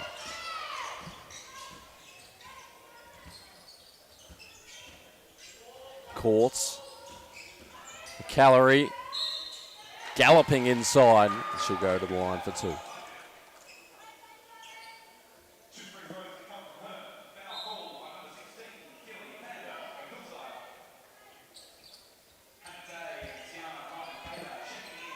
And now substitutions to be made. Barker and Leonard come out for Kilsyth. Day back in. As well as Ryan Bader. First one falls for McAllery.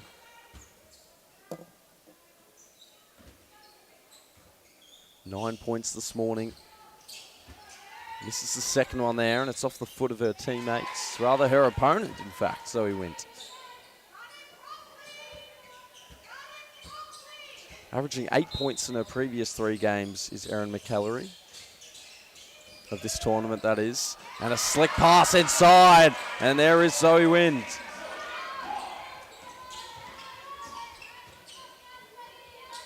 Back to a 3-point game. Fander. Hannah Day, wide open. There it is. She was always going to hit one eventually. And the defense gave her too much space. Mendoza with the lefts. Running away from the rim. Still connects on it. 4-point game with 4 minutes to play and change. Day. McBean. Day was cutting. She found her late, but Day still wrestled it up and in. And she is taking over.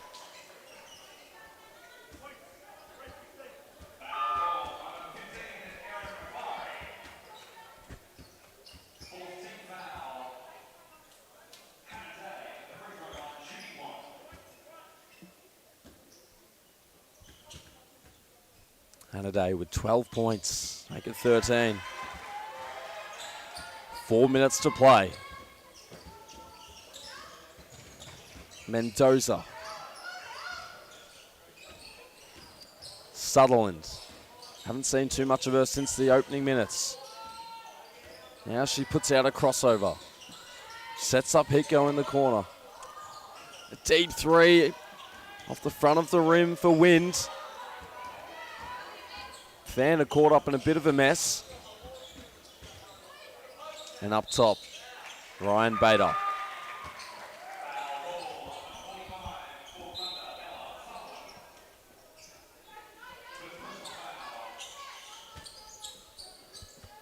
Sutherland called for the foul.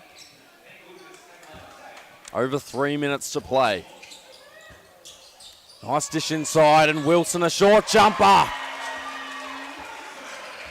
Getting away from them now. The Cobras with a 9-point lead. In crunch time, Sutherland playing it right. They've got shooters open. In and out, collecting the rebound comfortably in the end. They're missing the shot was Wind. All fighting for it. And Sutherland trying to sneak behind. And she does cause, is it a foul?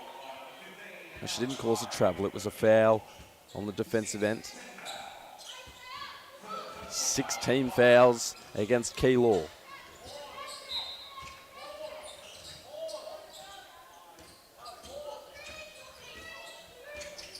McBain.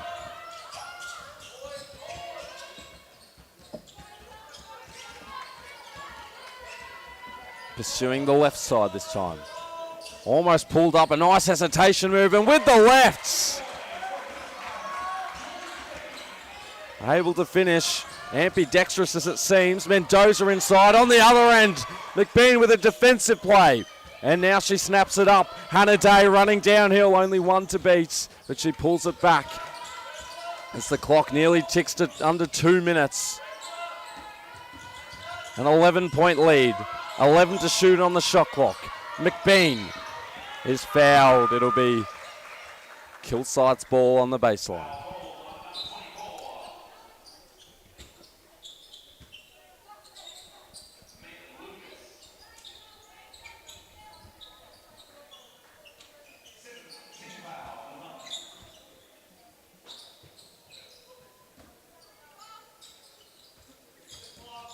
Vander. Wilson. 3 fouls, hasn't affected her aggression. There's the screen. Day up top, 10 to shoot, and another foul is called, and that will be Keilor's 8th team foul.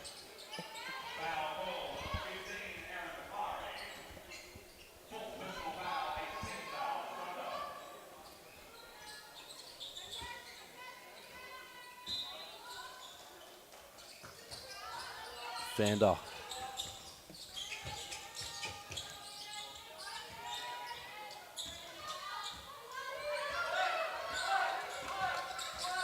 Day.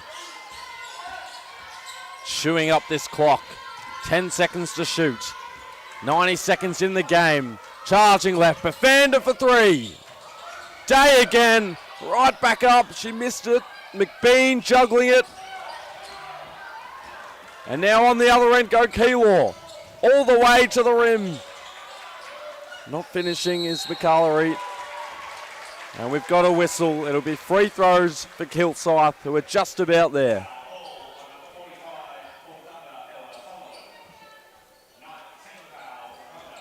In the bonus are Kilsyth.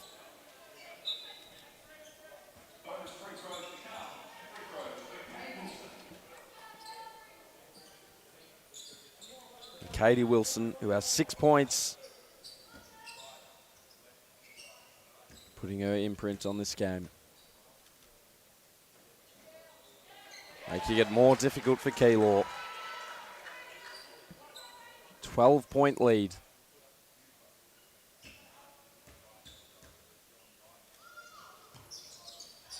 This is the second, but there's just over a minute left for the Thunder. Sutherland shifting inside, floating it up. And on the second bite, she loses it as well as the clock ticks under a minute.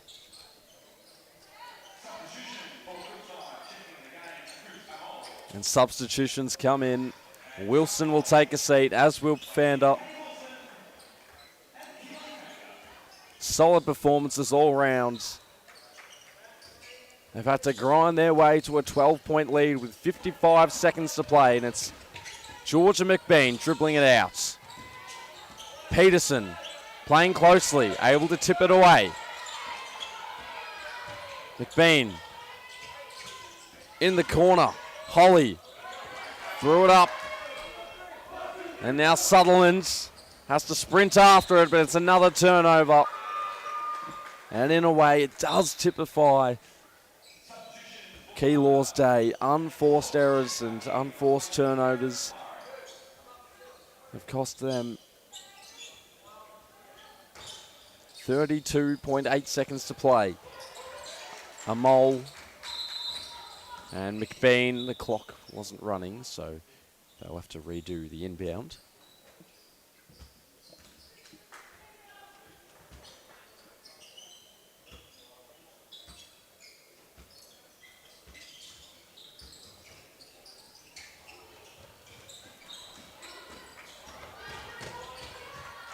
Holly.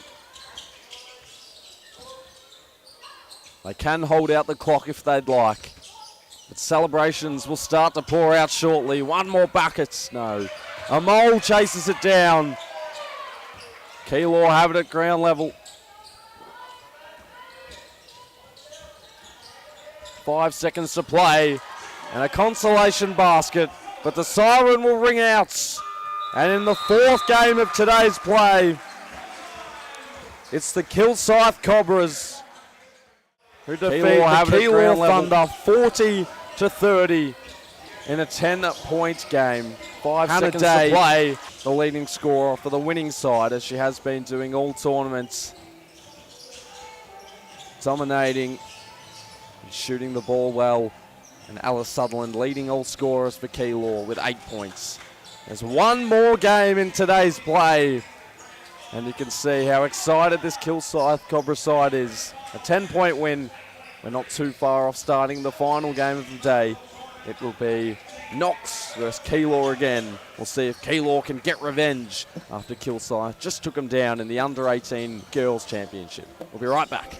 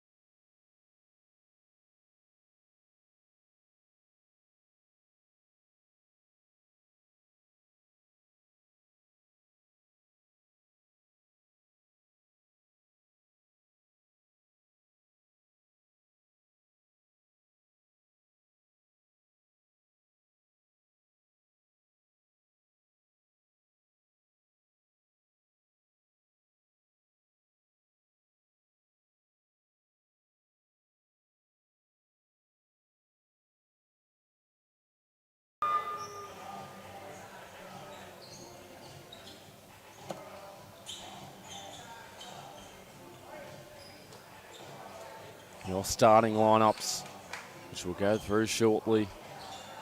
Play just about to get underway. And in tip for Keilor is Sar Pilamai against Rod Ali for Knox. And Knox take it away right off the bounce. Ali in now, right achievement, here he is. Marcus Krasnodamskis.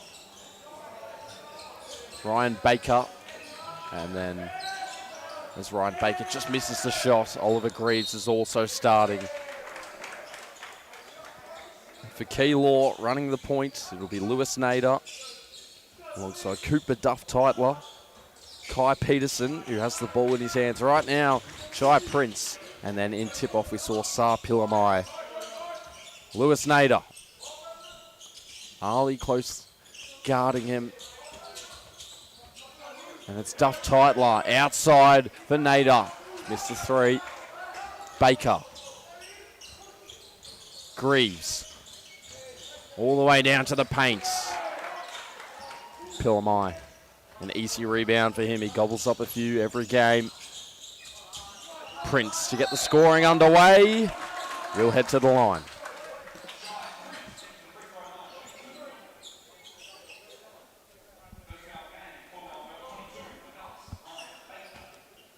And Ryan Baker picks up his first foul.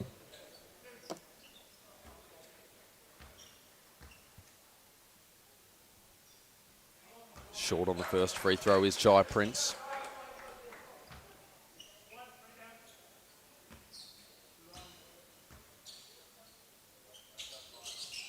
And he misses both.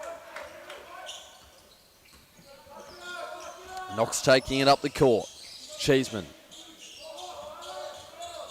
Krasnodamskis. Cheeseman again, all the way to the baseline. Flicking it out. And then Baker.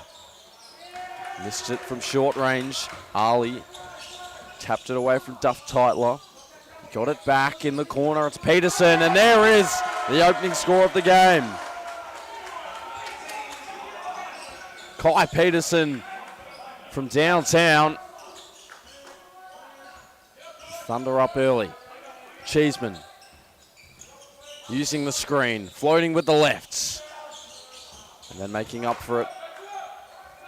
Tapping it out to Oliver Greaves. Greaves, and on the fade, Ryan Baker missed one earlier. This one is short as well. Prince. Intercepted by Greaves. Ali the other way. We'll go to the free throw line.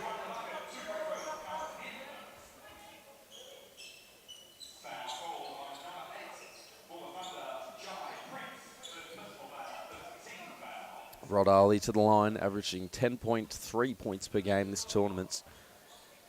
Only scored below double digits once in his first 5 games. Had 14 points against Dandenong, 8 points against Waverley in the semi-final. And if you can hit this free throw, he'll be on the scoreboard for the first time in this one.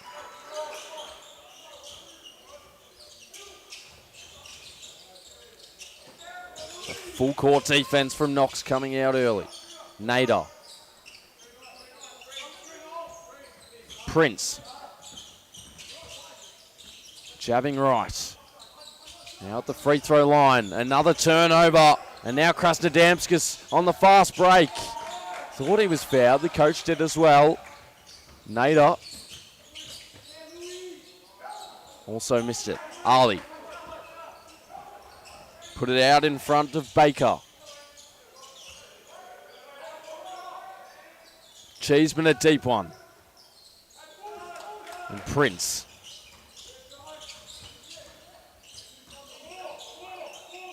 In the corner, Duff-Titler. Now inside, escapes from Ali and scores.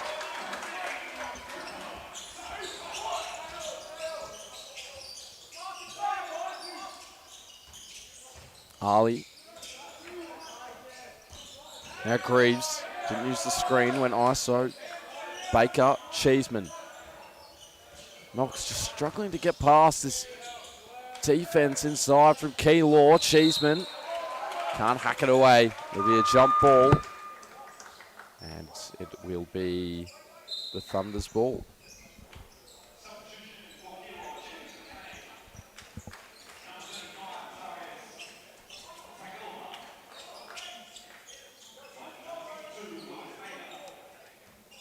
Substitutions being made. Tom Cunningham in for Keylor,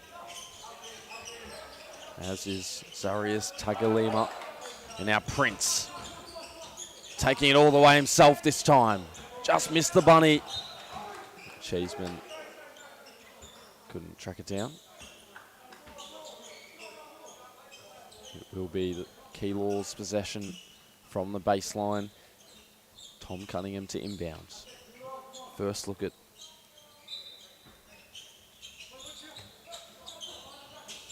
him, and now Prince.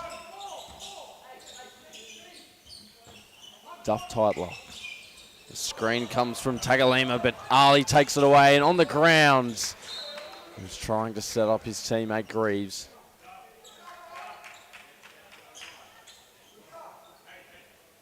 Pass a little defective.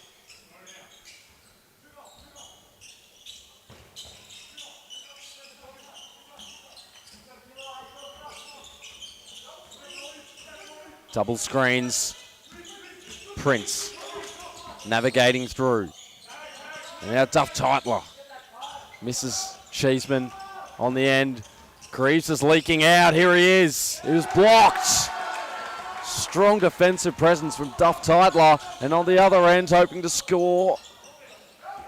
Lost the handle. Ali, we'll see if he can do it again, can Duff Tightler. No, instead, it's a strong finish from Marcus Krasnodamskis, and the foul against Kupo. Duff Tightler.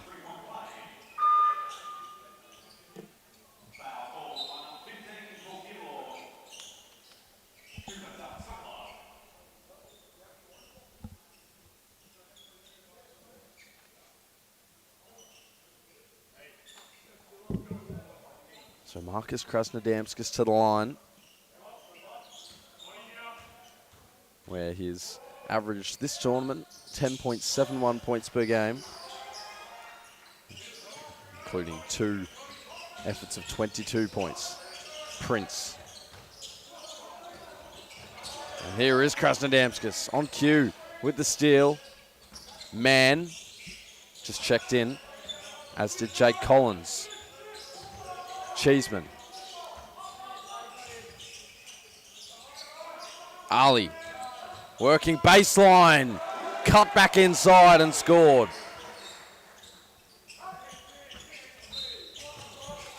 And Duff Tightler fouled on Rod Ali.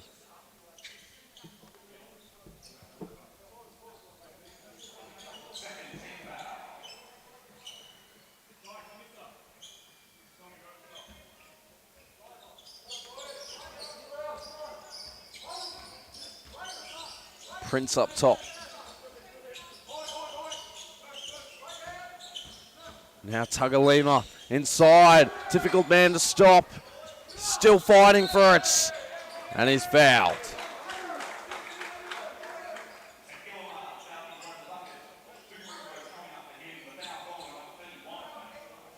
The foul on Lincoln Mann.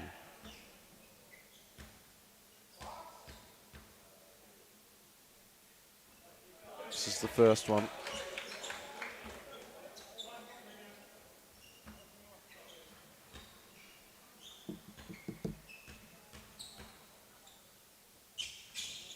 This is the second one as well, just a little short.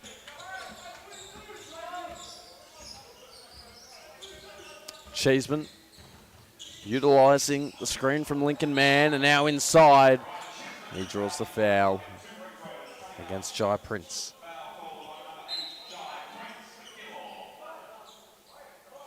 Subs now, Rod Ali back in with Harry Baker. Ryan Baker will have a seat, as will Marcus Krasnodamskis. Ryder Cheeseman at the line. Had 12, 11, 18 and 23 points in his first 4 games. And his 23 was against Warragul.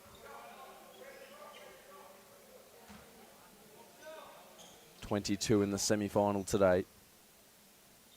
Yet to hit the scoreboard, and now he has.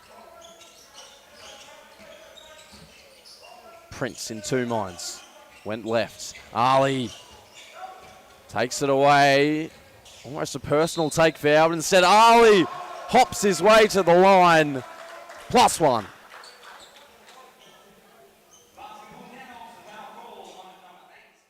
Ali. And Jai Prince takes it away.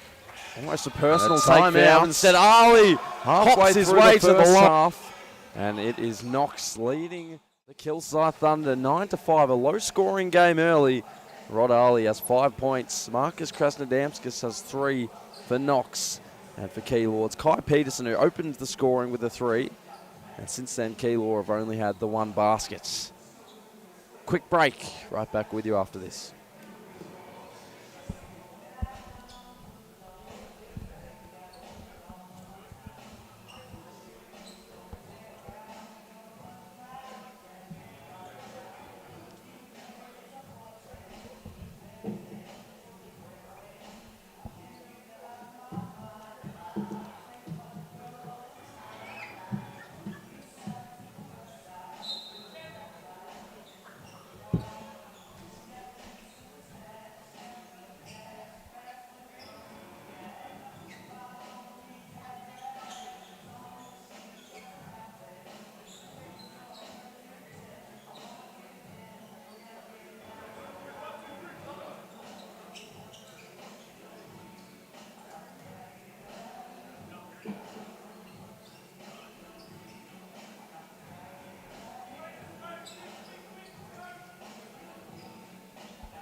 Had to be quick to get back out on the floor, did Kilsyth.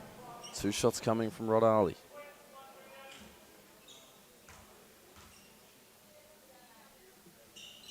Just the 1 shot. A 3-point play for Rod Ali. Brekovic in for the first time and closed. And we have an inbound. It'll be Kilsyth's ball.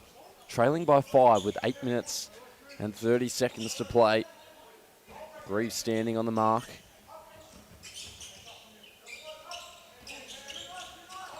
Duff Tightler. Spinning inside. And couldn't get the room to wriggle through.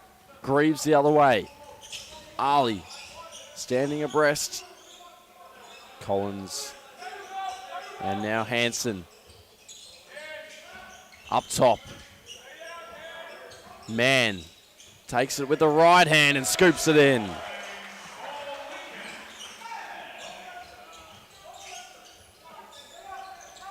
And a full court trap works. Greaves this time with the right. Threw up a prayer, as did Hansen. Ali this time is fouled, and he'll go to the line again for 2 shots.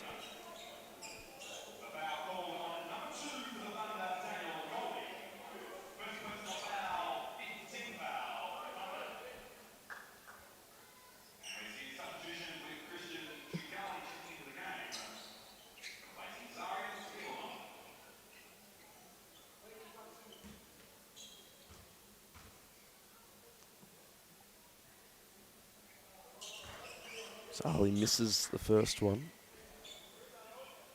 It's only been 2 games this tournament out of 8 where he hasn't hit a free throw. Hits the second one here. Brekovic gets it back. Good poise in the end for Kilsyth to get it past halfway. Duff Tightler. Brekovic putting it inside and now fishing it out. A deep 3 comes from Duff Tightler. And that'll be a shot clock violation.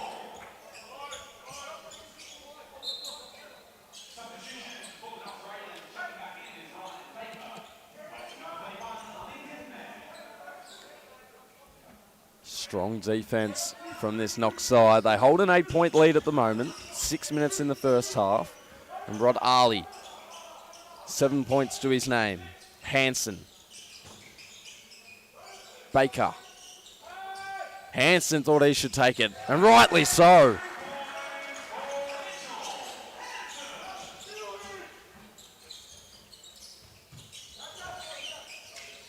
Duff Tightler on the other ends. Stepping through and scoring.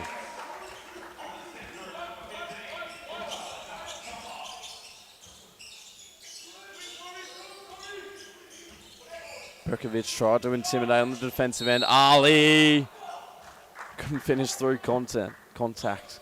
Quite exasperated after it.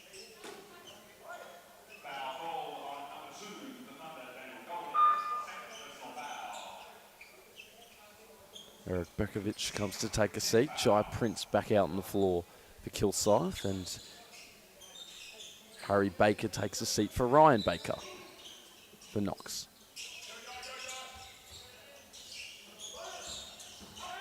Hanson dishing it out. Three couldn't fall for Greaves. Baker. Now Ali up top. Off for Greaves. Sweeping it out. There's a deep three from Krasnodamskis. Ali and inside. Baker of the Ryan variety scoring. Kept it alive. Prince. Long pass. Golding. Duff Tightler inside.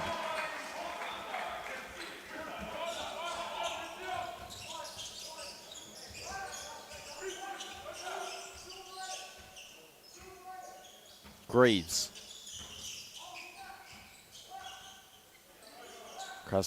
Baker stuck in the corner. Greaves again.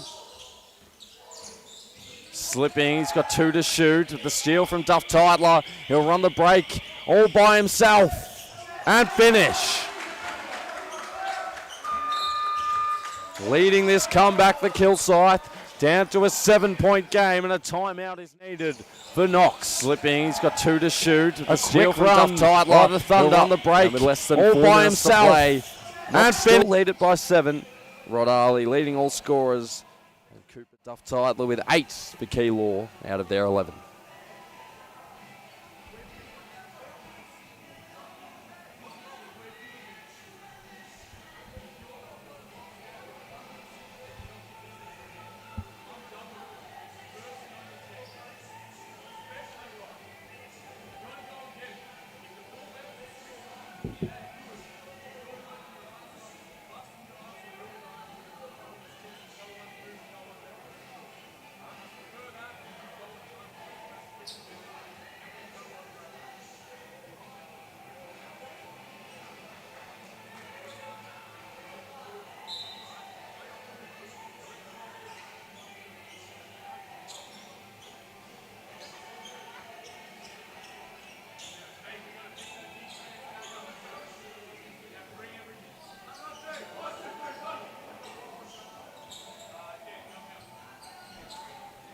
Back out on the floor. Rod Ali, Ryder Cheeseman, Oliver Greaves, Ryan Baker, and Marcus Krasnodamskis for Knox. Cooper Duff Tightler and Jai Prince are pushing up on the inbound for Keilor. Christian Tringali's in for the first time. Saar Pilamai and Tom Cunningham as well. Krasnodamskis missed the shot. Baker back up. And Duff Tightler. Cunningham. Duff Tightler again. And now to Pilamai. Had to be aware. And now we found the open man for 3. And it's Christian Tringali. Welcome to the game. Straight off the bench, hitting a 3 and now deflecting the inbound. Cheeseman kept his cool.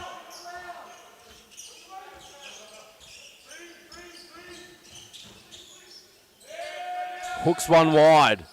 And that time it's Ryan Baker with a 3. Prince, dangerous pass. Ali snapped it out.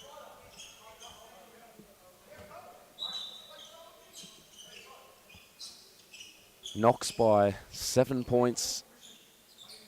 Time ticks. 2.5 minutes to play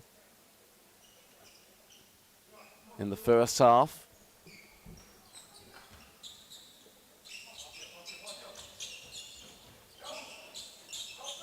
Prince, yet to score today. 2 fouls to his name. Guarded closely by Rod Arley, and he stripped of it again. And now the other way, Cheeseman, Duff Tytler, didn't affect the finish. Prince inhibited. And a foul.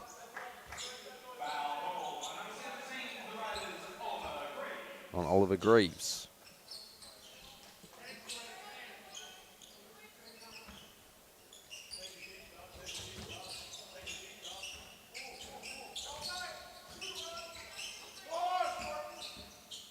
Now a quick step and floater up by Cunningham. Missed off to the right. Arley saw Greaves ahead. Cheeseman slowing things down. Now moving it out to the corner. Greaves, Arley back up top, suddenly inside, finishing through contact.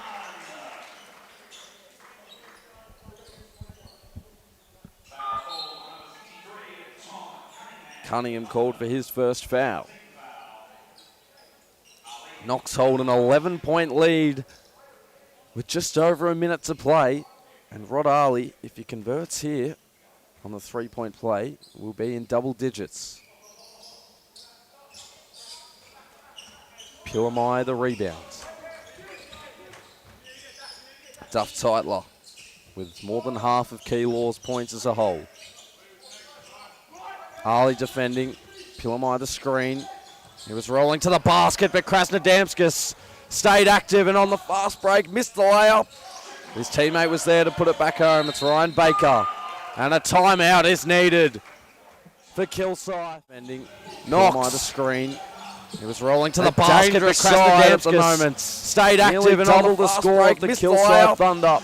It's 27 to 14. 35 seconds to play in this opening half of the Under-18 Boys A-Grade Championship in the Dandenong Eltham Junior Basketball Tournament.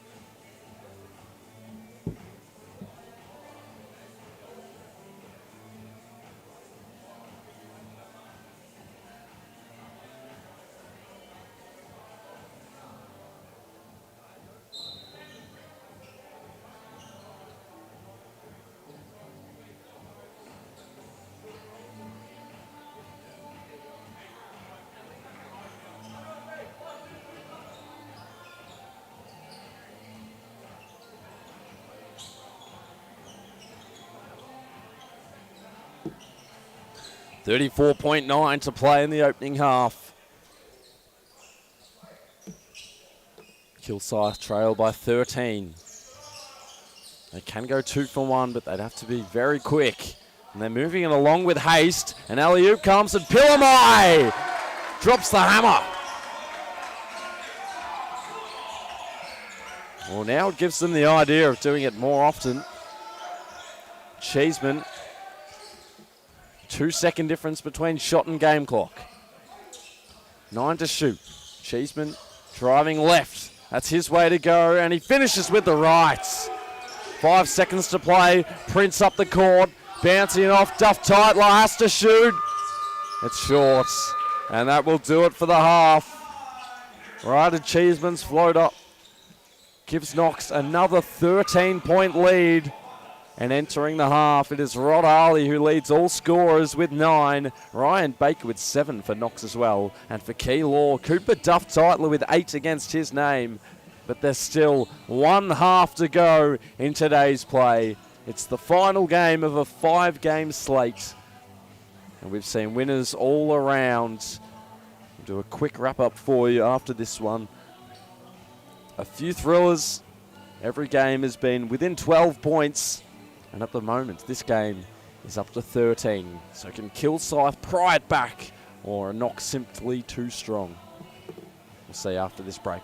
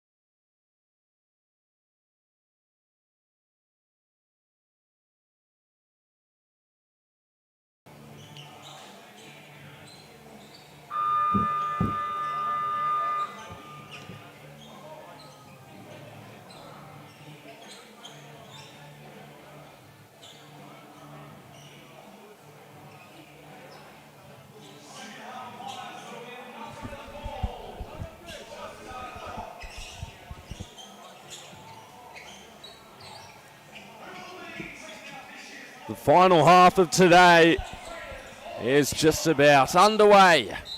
Rod Arley to inbound, and his side leads by 13 points. Ryder Cheeseman held to just 5 points in the first half. The average is just over 14 as Arley stepping inside.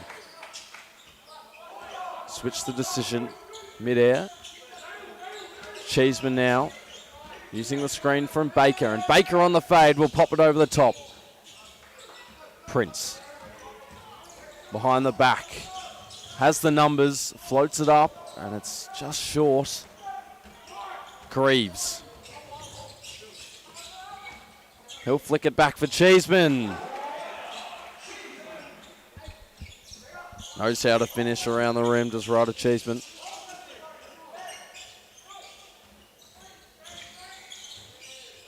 Nader, Berkovic. Nader again. Jai Prince. Still yet to score in this one. Throws one over the top. It's a turnover. Greaves inside. And Ryan Baker preempted Arley's movements a little too quickly.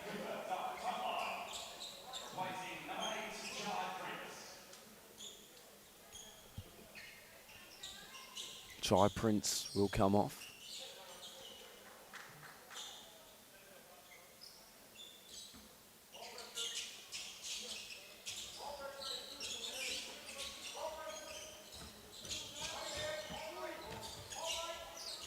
Dangerous pressure, and Arley commits the foul.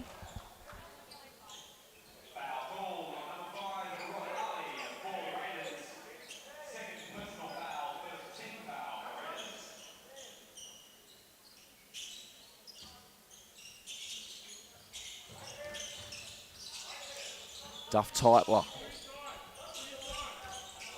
Golding. Tugalima comes up for the screen. Duff Tightler slipped past and then drew the foul, and he'll head to the line for two.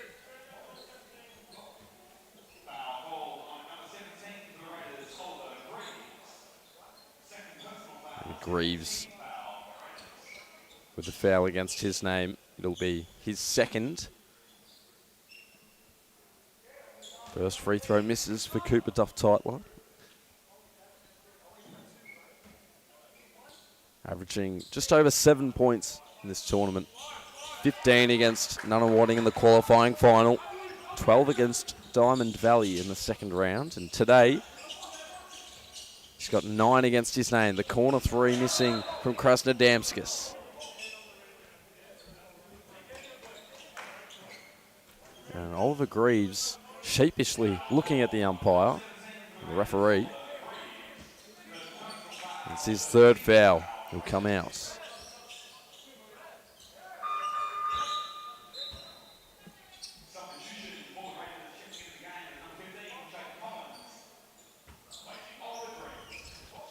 Jake Collins in for Knox. Long pass down the line. Nader and then inside. Tugalima with an open reverse layup. That's the ball movement that has to be seen if Kilsyth wants to light the fuse here in this second half. Collins. Ali. Cheeseman. Collins was open in the corner.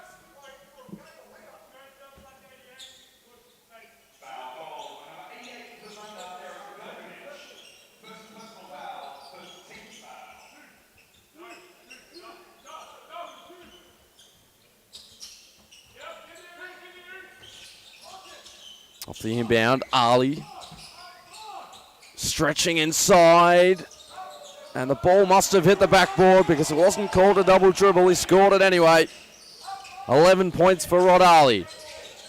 Golding. Nader in the corner. Berkovic. Long on the 3. Ali takes it. Looping pass over the top. 15 minutes and change to play.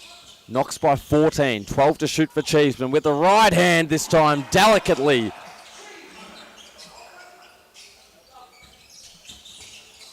Duff Teitler.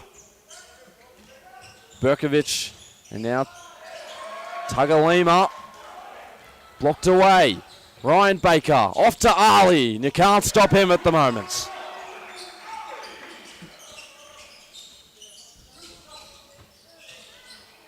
And just like that, a turnover and Collins scores. It's all too easy at the moment for Knox.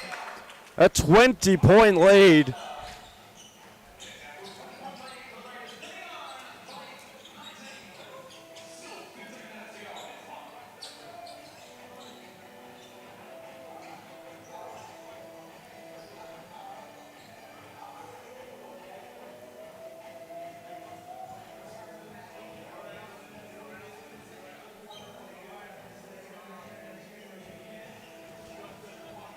They've been relentless, the Knox Raiders. More than double Keilor's score of 19. 39 points, and Rod Ali has 13 of them. Ryder Cheeseman with 9. Ryan Baker with 7 of them. Just under 15 minutes to play after this timeout.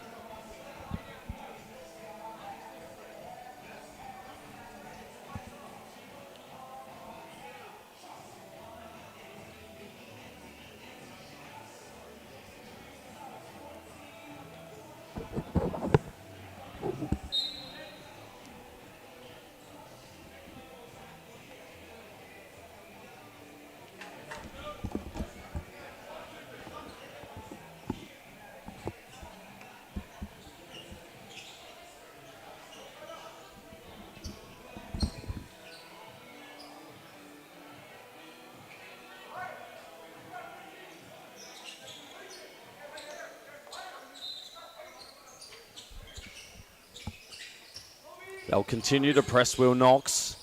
And there's a man at half court, Cunningham. Halted for a fraction of a second, Prince, and Cunningham again. Duff Teitler. Cheeseman was guarding. Pillamai sneaks inside. Duff Teitler with the right. He's up to 11.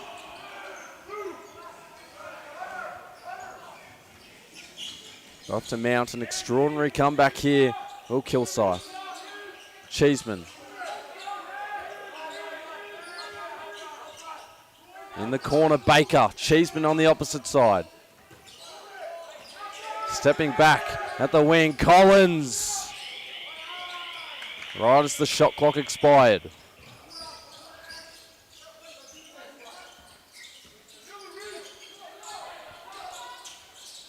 Inside Pillamai. Lost it. Baker. Collins.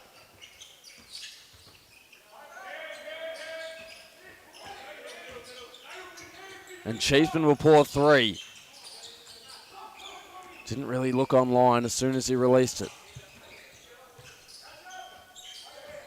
Duff Teitler. Berkovic probing. Duff Teitler this time searching for a foul. Instead it's a jump ball. Jake Collins on the defensive end has had an eventful few minutes as Ryder Cheeseman comes off. Mitchell Hansen on the floor.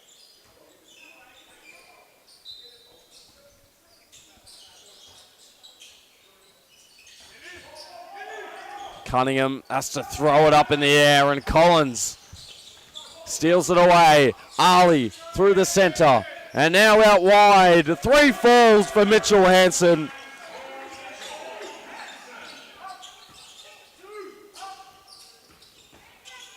Prince.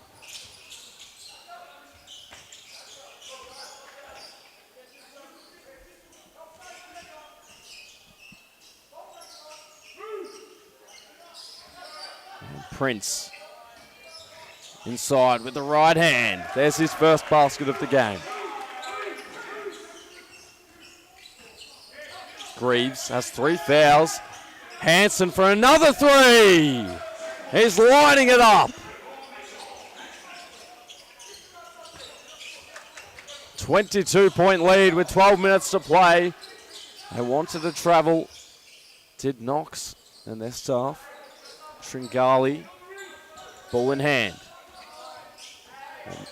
Nearly a nice pass, but Greaves anticipated it. Hansen, 3 threes to his name. How about a 2-pointer? Why not?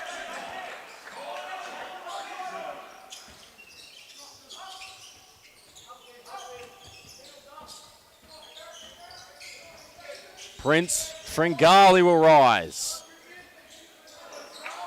Pillamai keeps it alive. Inside action. And now up for it, Cunningham. Ali with the rebounds. On the fast break, through traffic, drew the contact. Got it to fall, but it's a charge.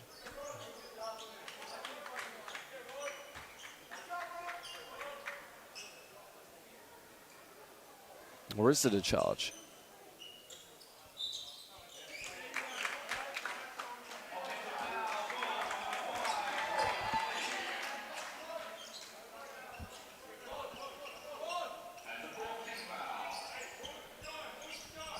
So it was a charge.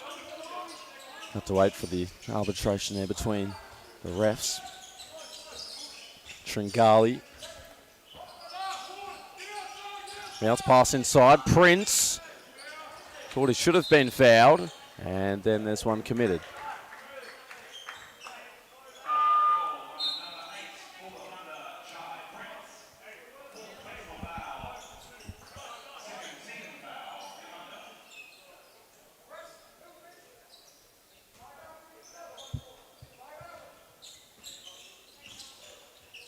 So Keylor have fallen back in this 1-2-2 set.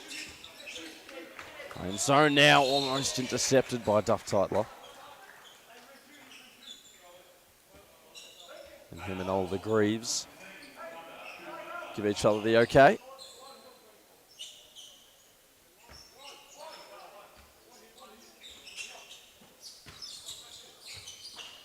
Here is Greaves. Hansen. Out for man. Maneuvers his way inside and then gave away a foul.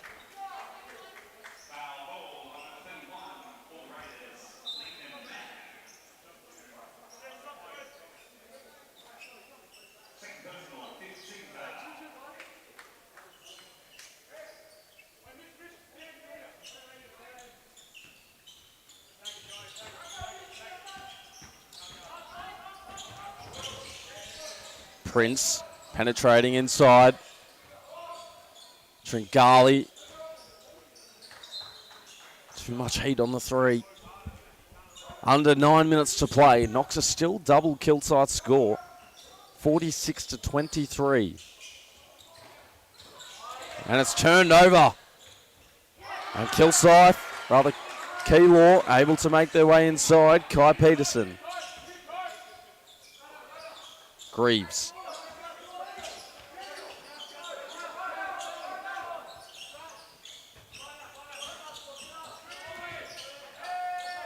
Closer to the baseline. Gets it back, does Greaves. He'll have to take on Pilamai, pivoting away. And the shot clock expires. And it'll be Keylor's ball.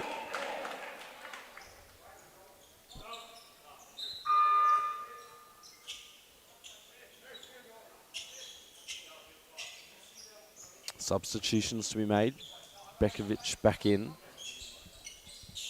Coming out, Mitchell Hansen for Knox. Oliver Greaves. Cheeseman back on. Prince ball handling. Shifting his way into the paint. Met by 3 of the Knox players. And then it's called for out of bounds. Shot did not count. It was a 3. Dropped in by Kai Peterson.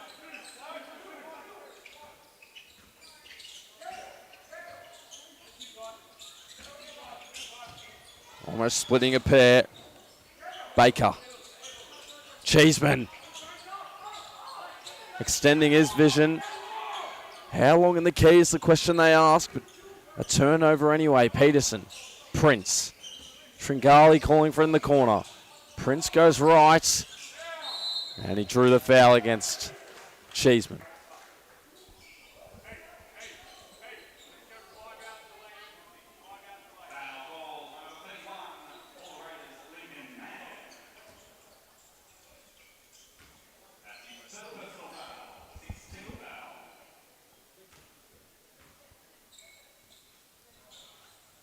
Shy Prince knocking in the first.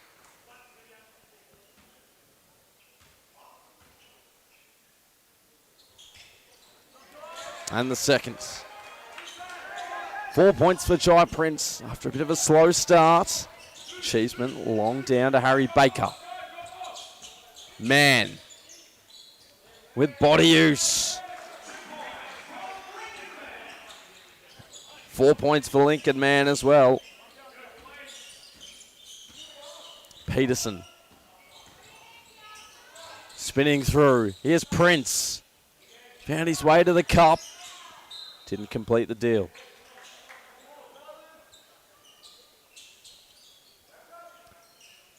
"21 points the difference. Prince backing out. And there is Duff Titler inside.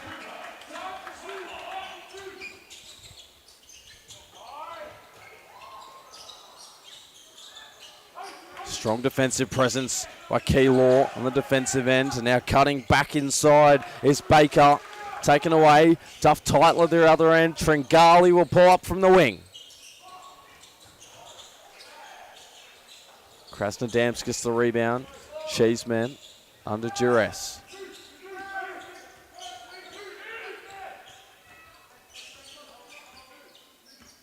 Cheeseman inside where Keylor were vulnerable.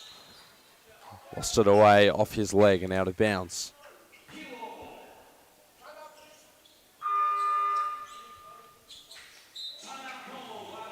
And a timeout.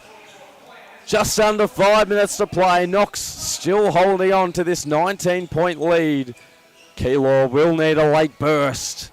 And Knox, they can run out victorious in the final game of a 5-game slate today. Each game less than 12 points in it. This one is the anomaly. 19 points the difference. And Knox quite complacent in their timeout at the moment. We'll be right back.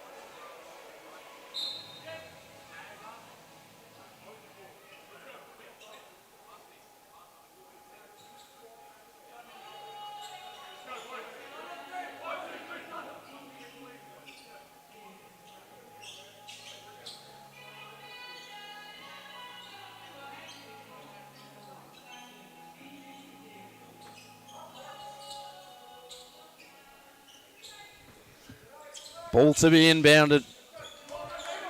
5 minutes left. Peterson had a partner in crime up top.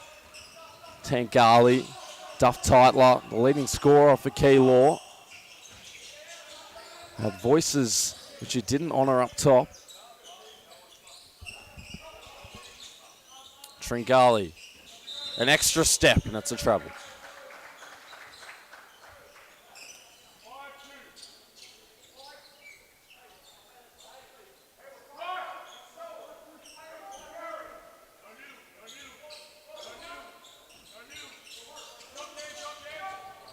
Four minutes to play. Hansen, 11 points off the bench. Cheeseman with 9. He'll pull back for the 3. In, out, nearly back in again. Golding.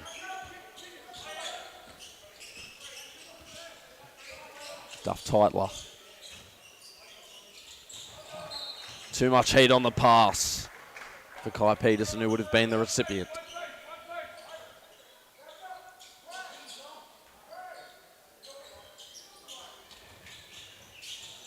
Cheeseman.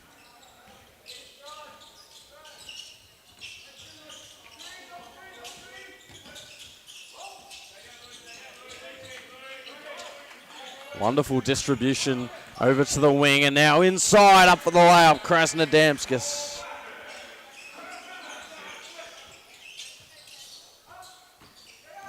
Duff Titler.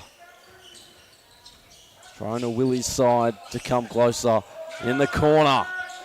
Nice shot from Kai Peterson. That's a 3. 8 points for Peterson today. Cheeseman. And then stopped in his tracks, Harry Baker. Nice block. Down the other side, Nader. Tringali for 3.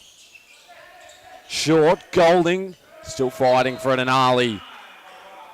Met him at the apex. Under 3 minutes now.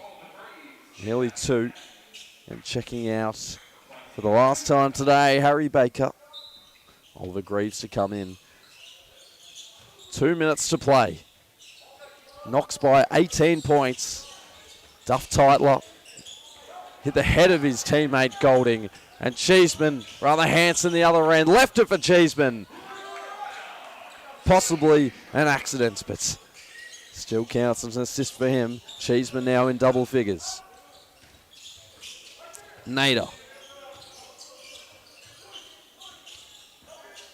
Duff Titler. Peterson. And chopping his way through, Daniel Golding for his first basket.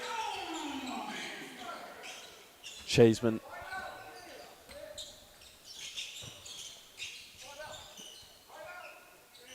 Just over a minute to play in the under-18 boys A-grade championship in the Eltham Dandenong junior basketball competition as Cheeseman closes on a positive note and substitutions to be made. Ryder Cheeseman with 14 points in this one.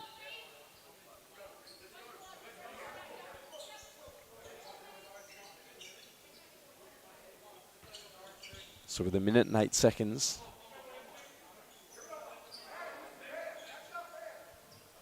It's Knox by 21 points, the largest margin, if it stands, of all the games that were played today. It was 12 previously.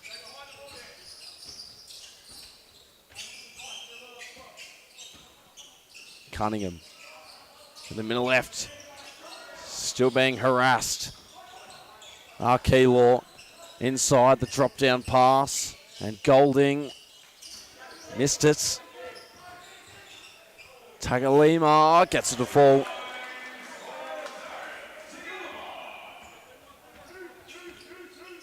One last possession for Knox. They can hold it, but Hansen wants to pull a deep 3. Misses that one.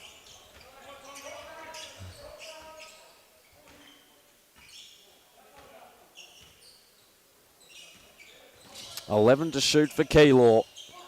It'll be their final possession of this tournament, and it's a drop-down dunk from Saar Pilamai. He's had 2 of those today, and Knox will dribble out the clock.